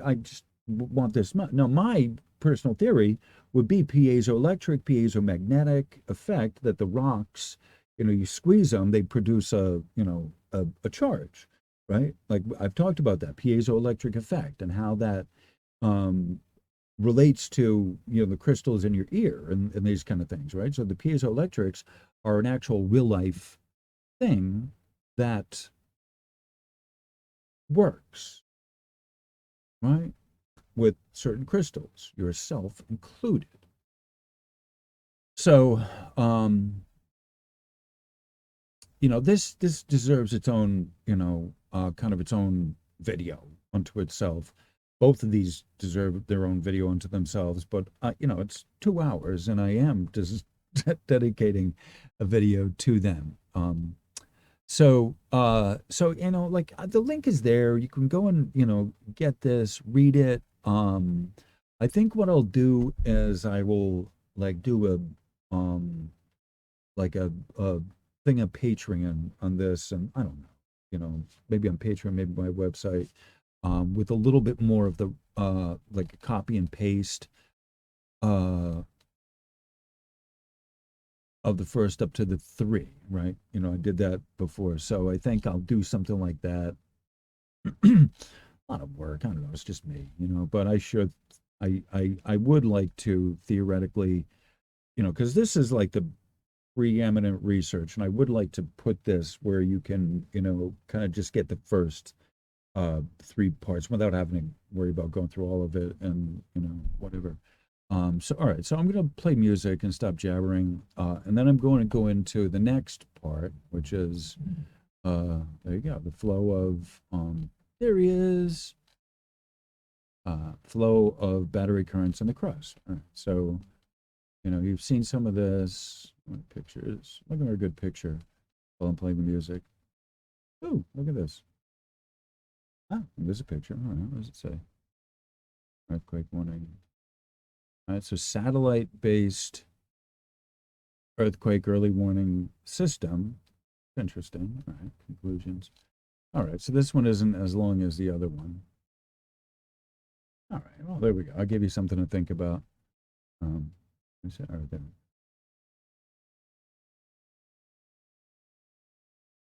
Thermal anomalies. There we go. All right. Okay. So I think that's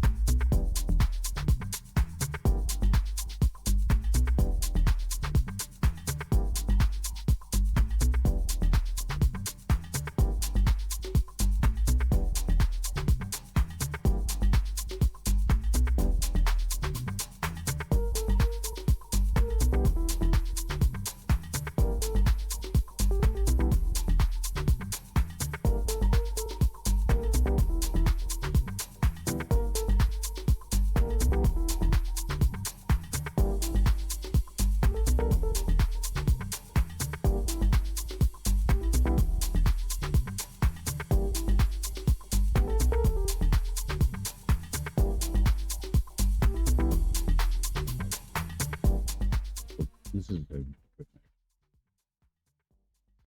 Yeah, I'm gonna save that for later. In fact, I'm gonna pull it back a little bit. So that way we'll be able to get nice groove for the last 6 minutes. I can make a 36-minute jam stretch out over a 3 hour video. This may wind up being a 3 hour video, close to it. Doing a 2:15 now. All right. So anyway, all right. So, but I am gonna, I do want to talk about, his. Hey, this is Friedman Freund, man. Freund. He's my friend. He deserves a 3 hour video. All right. So I want to show you here where we're talking about redox conversion to. All right. So remember when we're talking about the boop, right there, does that pair, the dioxy molecule. This is what that is. Okay. Remember that. This right here. Bing, bing. The peroxy bonding. All right. All right. So this is from Natural Hazards and Earth System Sciences, September 27th. This ultimately the website is academia.edu. I got this from. This is they give you the source here. Available through ResearchGate. Some people have. I think they do a. They also have a subscription service, ResearchGate. So you can find them at ResearchGate as well. I've found things through them. There and so this is his. There's in the first video, I gave his information. Dr. Freund on his work at Ames Center at NASA and all that. So just in introducing this guy here, you can see he's got a lot of hats that he wears, as it were. The guy who works at NASA, he's the principal investigator at Carl Sagan SETI Institute and adjunct professor at Department of Physics in San Jose State University. These guys got a lot going on. So we will read what it says here. I'll just get right into this. All right, we'll do our best. Abstract. When rocks are subjected to stress, dormant electric charge carriers are activated. They turn the stressed rock volume into a battery from where currents can flow out. The charge carriers are electrons and defect electrons known as positive holes or p-holes or foals, p-holes, for example. I'm sorry, for sure. But the boundary between stressed and unstressed rock acts as a potential barrier that lets p-holes pass but blocks electron. One can distinguish two situations in Earth's crust. A, only p-holes spread out from a stressed rock volume into the surrounding unstressed rocks. This is expected to lead to a positive surface charge over a wide area around the future epicenter, to perturbations in the ionosphere, to stimulated infrared emissions from the ground, to ionized oh you guys don't like me, to ionized let me read this again. This is expected to lead to a positive surface charge over a wide area around the future epicenter, to perturbations in the ionosphere, to stimulated infrared emissions from the ground, to ionization of the near ground air, to cloud formation, and to other phenomena that have been reported to precede major earthquakes, and to both Keyholes and electrons flow out of the stressed rock volume along different paths sideward into the relatively cool upper layers of the crust and downward into the hot lower crust. This situation, which is likely to be realized late in the earthquake preparation process, is necessary for the battery circuit to close and for transient electric currents to flow. If burst like, these currents should lead to the emission of low frequency electromagnetic radiation. Understanding how electronic charge carriers are stress activated in rocks, how they spread or flow, probably holds the key to deciphering a wide range of pre earthquake signals. It opens the door to a global earthquake early warning system, provided resources are pooled through a concerted and constructive community effort, including seismologists with international participation. Okay? All right. Did you get that? All right. So this right here, this again, this is why I have this as a thumbnail, so I can keep referring to this for each one of these videos. It's the same basic thing. This image here. We talk about the ground current, right? Let's hold please. System processing. Please wait. Okay, we're here. Thank you. I appreciate everyone for being here. Thank you. Thank you for the support. Just like specifically, there's like 10 of you. I say Verde's terrific 10, and that means that there are, the people that are in that kind of terrific 10 change from like month to month, week to week. But there's some who've been here from the beginning, and some who've been here who came later on, but who've stuck around. Jacqueline and Pamela. Specifically Bradley's been here for, quite a while. Bonnie was one of the first ones that came over who made a difference. She allowed me to get the nice, the microphone and mixer in the studio. And, Jackie, Julie, Bradley, Jacqueline, Pamela, you know, Arizona Raven, Kiki, Mimi, who have been there. Mama Bear, there's a few Mama Bears actually, and they keep my heart warm and they give me reason to do this. And so I think of you when I'm doing this. This, it's now two. When I looked at it, it was 222.27. 220. Twos across the board, and I basically thought of the people who mean the most to me, and that are giving me the reason for doing this, that don't mind me kind of rambling on, and because I really do bring a lot of elements into this discussion, and I make this fairly lively and fairly exciting, and the music helps, and the music kind of helps give a buffer between you know the real heavy hardcore learning and the science that comes here, and it helps me, and music has always helped me kind of study and process stuff. And I hear the same thing from a lot of my viewers, the same thing for you as well, that you really like the music, and the person that supplies the music for this is Aaron, Aaron Mix, and so basically in exchange for me mentioning him, thank you, I get to use his mixes for the channel. Then I don't have to pay for service like he does, and I wouldn't be able to mix it. I don't have the equipment. Like, oh no, he's my DJ.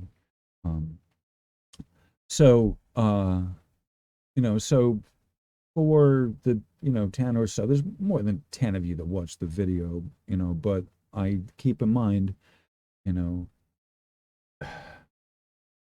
there's not just one person that benefits. Otherwise, I could close up shop. No, it's 10 people who benefit, who continuously benefit.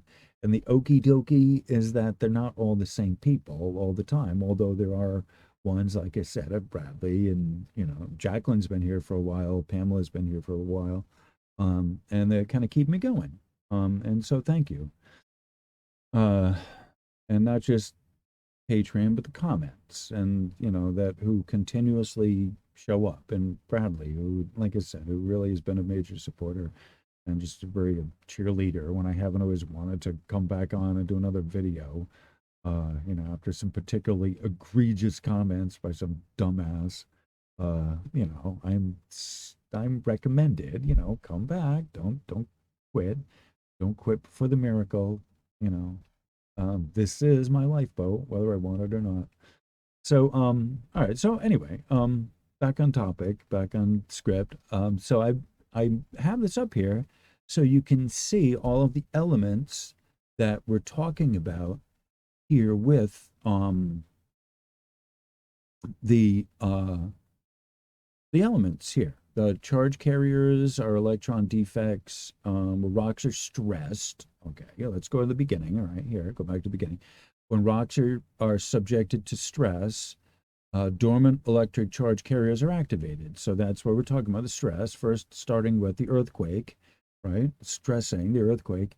And part of what we saw here with this represents an earthquake, right? It's showing you the press. This is the press. This is an industrial strength press that many tons, hundreds of tons, whatever it is, and it's activating. It's called the activation volume, and that's like to simulate an earthquake. Okay, so that's what this, as a review, or if you're new here and you didn't know that, that's what the two parts to the thumbnail, the visual aid, are for this lesson. That's the test under laboratory conditions to simulate real world events of an earthquake, and they measure it, and they measure the stresses. And at the end of this here, where is it, the end of this, there it is, the end of this here is a copper cap, and that measures the electrons, the peroxy bond release, and blah blah blah blah. All right, posit the p holes, the p holes, that it releases. So hold on. Okay, hopefully I've helped a little bit. I am identifying some of the terms that we see over here. All right, so positive surface charge. It's not, there's some of the stuff on the diagram that's written already, so you can see what it is. So field ionization was there already, and you can see my graffiti on there, and so I'm circling what specifically it means relative to the literature, what we read. Okay, so as soon as we read that, I went over, if you were here, you saw that, and went over and it showed you where in the diagram the ionization is, and the ions, and what those are, the little tiny guys here. These are ions. And then the p holes, the charge, the electron charge carriers, they call that. Okay. Well, please. Okay, that's the phrase I use. I'll have to find it. So with this diagram here, let me read to you what it says. I've read it through once, then I chatted, and so let me, read this again with the diagram here so you can see it. Okay. When rocks are subjected to stress, dormant electric charge carriers are activated. Okay, so that's what those are. The charge carriers are the p holes. They turn the stressed rock volume into a battery from where currents can flow out. The charge carriers are electrons and defect electrons, also known as positive holes or p holes for short. All right, and so that's what I gave you. I'm showing you in the little diagram here what these shapes are. It looks like an arrow. It's a pointing, and the H That's an H with a little positive, plus thing. So it's the positive holes, p holes. All right. P holes for short. The boundary between stressed and unstressed rock acts as a potential barrier that lets p holes pass but blocks electrons. Right? So electrons would be like actually material that's sort of moving. All right. Yeah. But the p holes are bonds within the material itself. Right? So it's breaking the material, but the bonds can continue through, the oxygen can continue through to find its own, to more of that, to just transmit that electric signal across the material itself or through the material itself. The boundary between stress and unstressed rock acts as a potential barrier that lets p holes pass but blocks electrons. One can distinguish two situations in the Earth crusts. Okay? Only p holes spread out of a stressed rock volume into the surrounding unstressed rocks. This is expected to lead to a positive surface charge over a wide area around the future epicenter, to perturbations in the ionosphere, to stimulated infrared emission from the ground, to ionization of the near ground air, to cloud formations in the ionosphere, cloud formation, and to other phenomena that have been reported to precede major earthquakes. Okay? Right, so you can see they're showing you here the different the different phrases that they talked about in there. I'm giving you there so you can see, except the cloud formation, but where he's talking about, here, this arrow that goes up all the way up to the, the released oxygen, the ions free to float, and they kind of, they're released. They're released like a spring, they're, if they were under, they're held there. You have to figure this. They're molecularly, and the expression they use is the spring. If it's like held in place in a material bond like that, once it's subjected to a stress that causes an earthquake, like a 5.9 or some, like that's a lot of force is behind that, and it breaks, it bursts, releases it. It explosively releases it out into the atmosphere. And that's where you get these huge amplitude bursts from this right here, from these, released, the ionization released at the surface. And they're talking about potential epicenter is right here. This would be ground X. Okay. Oh, please. Okay. That's potential epicenter.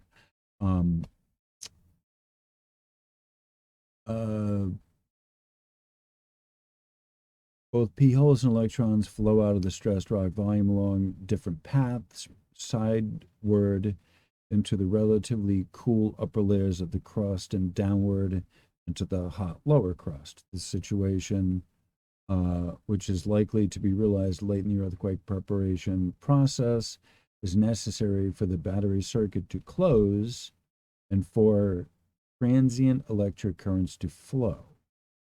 If burst-like, these currents should lead to the emission of low-frequency electromagnetic radiation, LFEMR.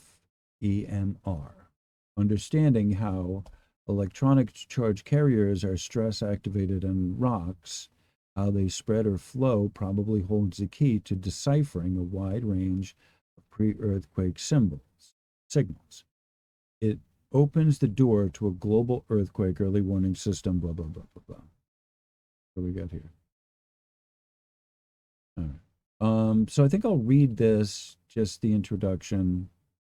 Oh, good God, there's a lot. Yeah, I'll read this just to the introduction up to the battery concept, and then that'll be it for this video. That'll be close to 3 hours, and that's long enough. It's long enough for me. Considering I have a meeting that starts at 7 and it's like almost 5 now, and I haven't finished this yet. I really need to kind of get my stuff in gear. All right, so I'll just read to you what the introduction here says. All right. Introduction. There are primarily two reasons why hello. There are primarily two reasons why pre-earthquake signals have gotten a bad name. In the geophysical community, one, or I, not every earthquake is preceded by the reported precursory signals, and II, there is no consensus as to the mechanism or mechanisms that might explain the different reported precursory signals. The unreliability, the unreliability of pre-earthquake signals even before major seismic events is of great concern. On one hand, it is a consequence of the complexity of the Earth's crust. On the other hand, seismologists face the same unreliability when dealing with foreshocks. In some cases, main shocks are preceded by one or several smaller events, which are recognized retrospectively as foreshocks, e.g., meaning after the main shock has occurred. In other cases, there is no recognizable foreshock activity, and the main shock seemed to happen out of the blue. At the same time, it is inconceivable from a physics viewpoint that earthquakes should not be preceded by some kind of precursory signals. The reason is simple. Any earthquake represents the end stage of a drawn-out process in the course of which rocks at depth experience increasing levels of stress. Eventually, the rocks may snap, generating seismic waves. During the progressive stress build-up, the rocks must pass through a series of physical changes less dramatic than the catastrophic rupture, but nonetheless real. The changes must manifest themselves in changes in various properties of the rocks. The challenge is to recognize these changes, and to understand them. Fair enough. All right. In the seismological community, attention focuses on mechanical processes of rocks, how rocks deform as a macroscopic body, when and where microcracks appear, what role is played by pore water, or P-O-R-E. That means the water that's in the rock itself. And intergranular water films, when and how a seismic slip may occur. Changes in electrical conductivity in the Earth's crust are discussed in terms of the degree of water penetration into cracks and microfissures that open and close.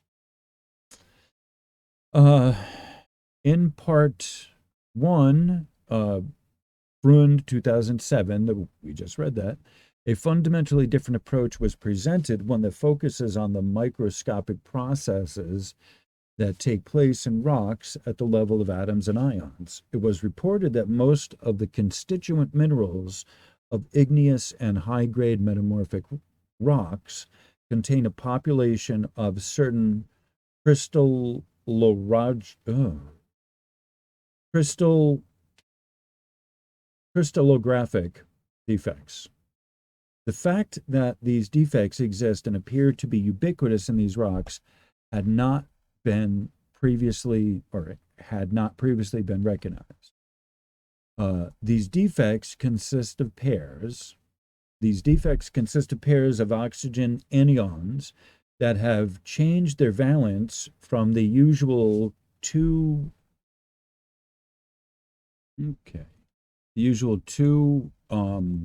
electron state. So we read the valence shell, or I'm going to interrupt this here. We read the or I read, we saw the explanation of the valence shell, how you need two matching, electrons to form the valence, the stable. You need four electron pairs. Sorry. So what they're saying here, these defects consist of pairs of oxygen anions that have changed their valence from the usual two electron state to the one electron state. Two oxygen electrons come together to form a peroxy link. All right. So again, this right here, that is what we're talking about. Okay. Sorry. So that's what we're talking about there. The two oxygens that form a dioxygen molecule pair. It's a matched set. All right, come together to form a peroxy bond or peroxy link. So that's what I just showed you, the peroxy link.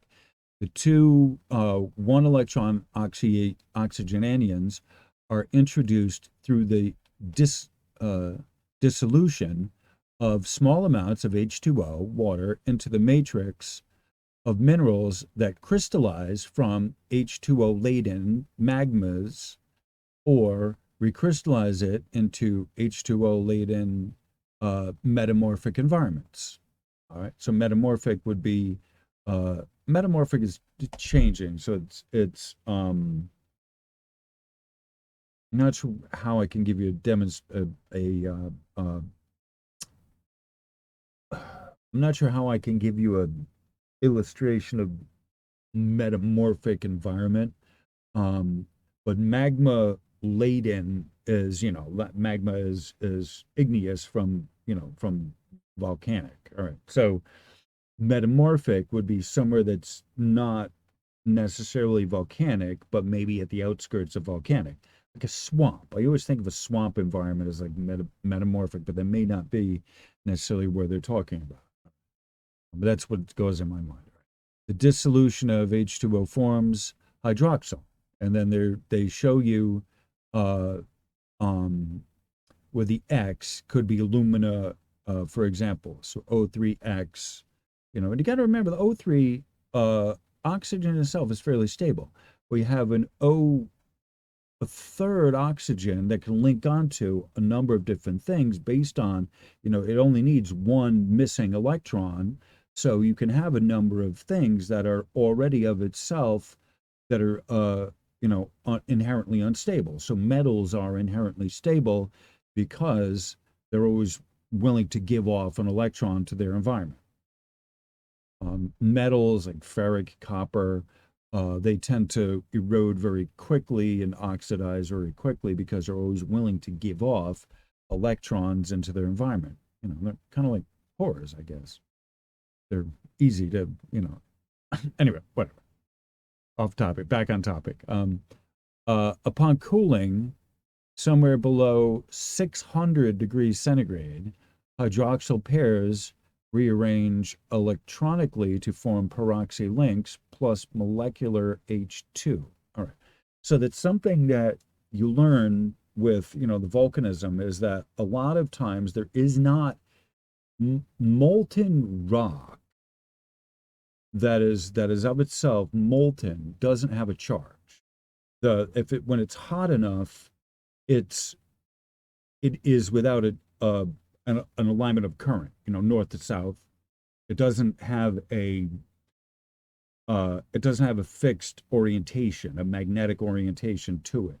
It has to cool and solidify in order to get a current, in order for it to be, be able to be conductive and arranged in alignment with the current, the magnetic current. I think that's the best, easiest way to put that. All right. So that's what it's talking about here. This below this temperature, 600 centigrade, which is, I don't know, 1800 Fahrenheit, I think, roughly. Over 1200. I think it's closer to 800, maybe 1700 Fahrenheit. Arrange electronically to form. So once it starts cooling, it can start forming these bonds that are aligned in a certain way. Intact peroxy links are dormant, e.g., are dormant. For example, e.g. means exemplia gratis, which means example given, which comes before uh, the word, i.e., which is id est. It means, actually, no, e.g. goes after, i.e. comes before. Id est, i.e. means that is, and that's what follows. E.g. is exemplia grata, which means afterwards. Example given, and that's, e.g. would be, I've given this for example. All right, people use those interchangeably, but that's literally what that means. E.g. exemplia grata. It's a Latin thing.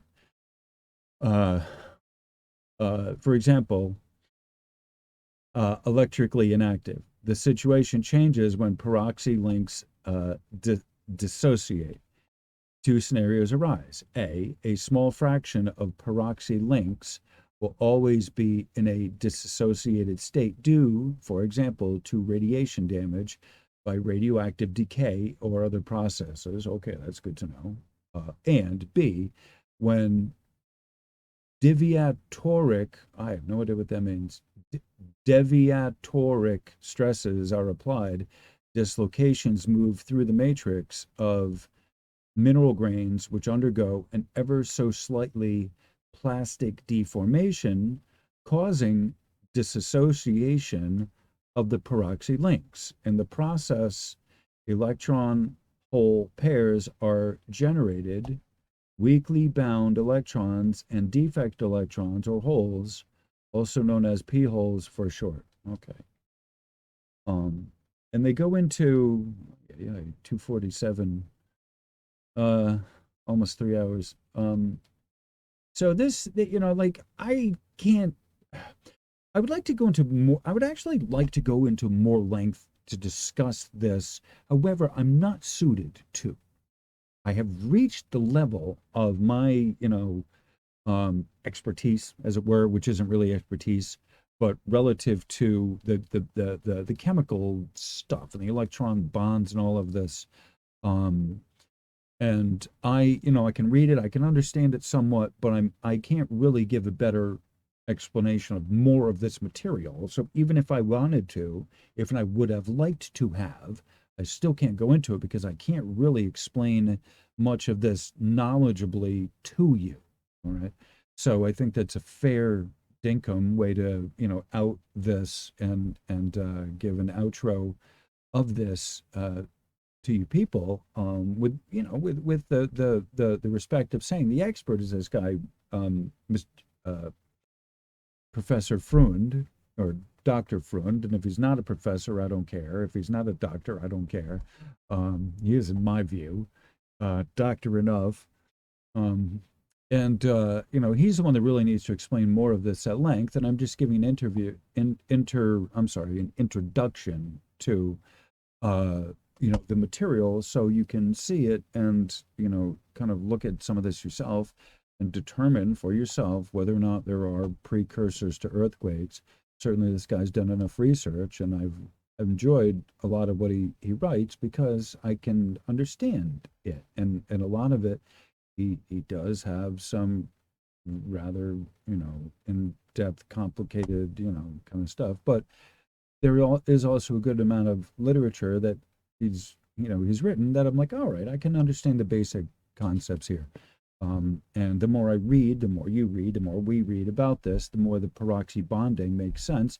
And especially if I, give an explanation, a basic explanation of the valences and all of that, this starts clicking a lot more to people, and you really start kind of responding more to what's there, and you start understanding more of what Dutch is even bringing up. And you can, for any of those that are in the conversation live with Dutch, or any of those who are over in the conversation live with the Taylor and the EMS and the emergency management, you'll have some very intelligent conversation to bring up. And hey, maybe you can reference these videos for people who are interested in this themselves, because I've given a lot of very useful information about this, how this works, and some very I think this is some, if you're interested in this topic of the earthquakes and all of this and the atmospheric and the just the Earth changes and the Earth responses and the phenomena, how the Earth works and all of this, and Earth watching and electromagnetics, the atmospheric, and the same stuff I'm interested in, you will get something out of this. And because I've tried to keep this at a basic person level, but I've done the hard work of finding the research for you, and now you just kind of need to follow along with what's here, and you can even read it yourself. I have it up here so you can read it. I want this to be a group effort. You're part of this, and thank you all for being here. So I certainly have yammered on long enough. If I play the rest of the 6-minute jam, that'll be close to a 3-hour video. And I just really appreciate everyone for being here.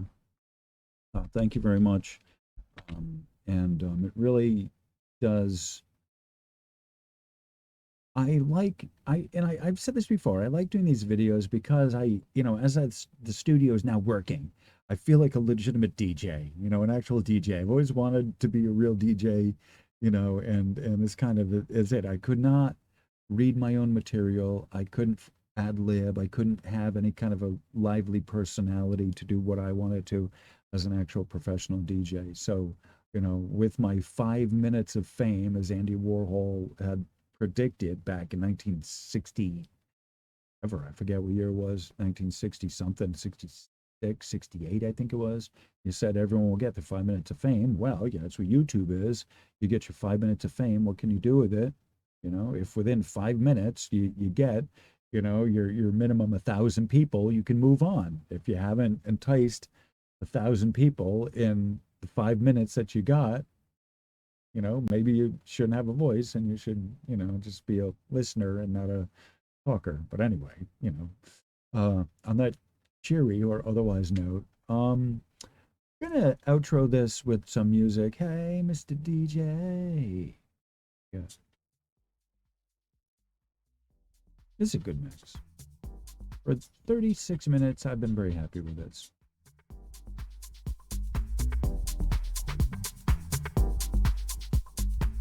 All right, so I'll meet you on the other side of this.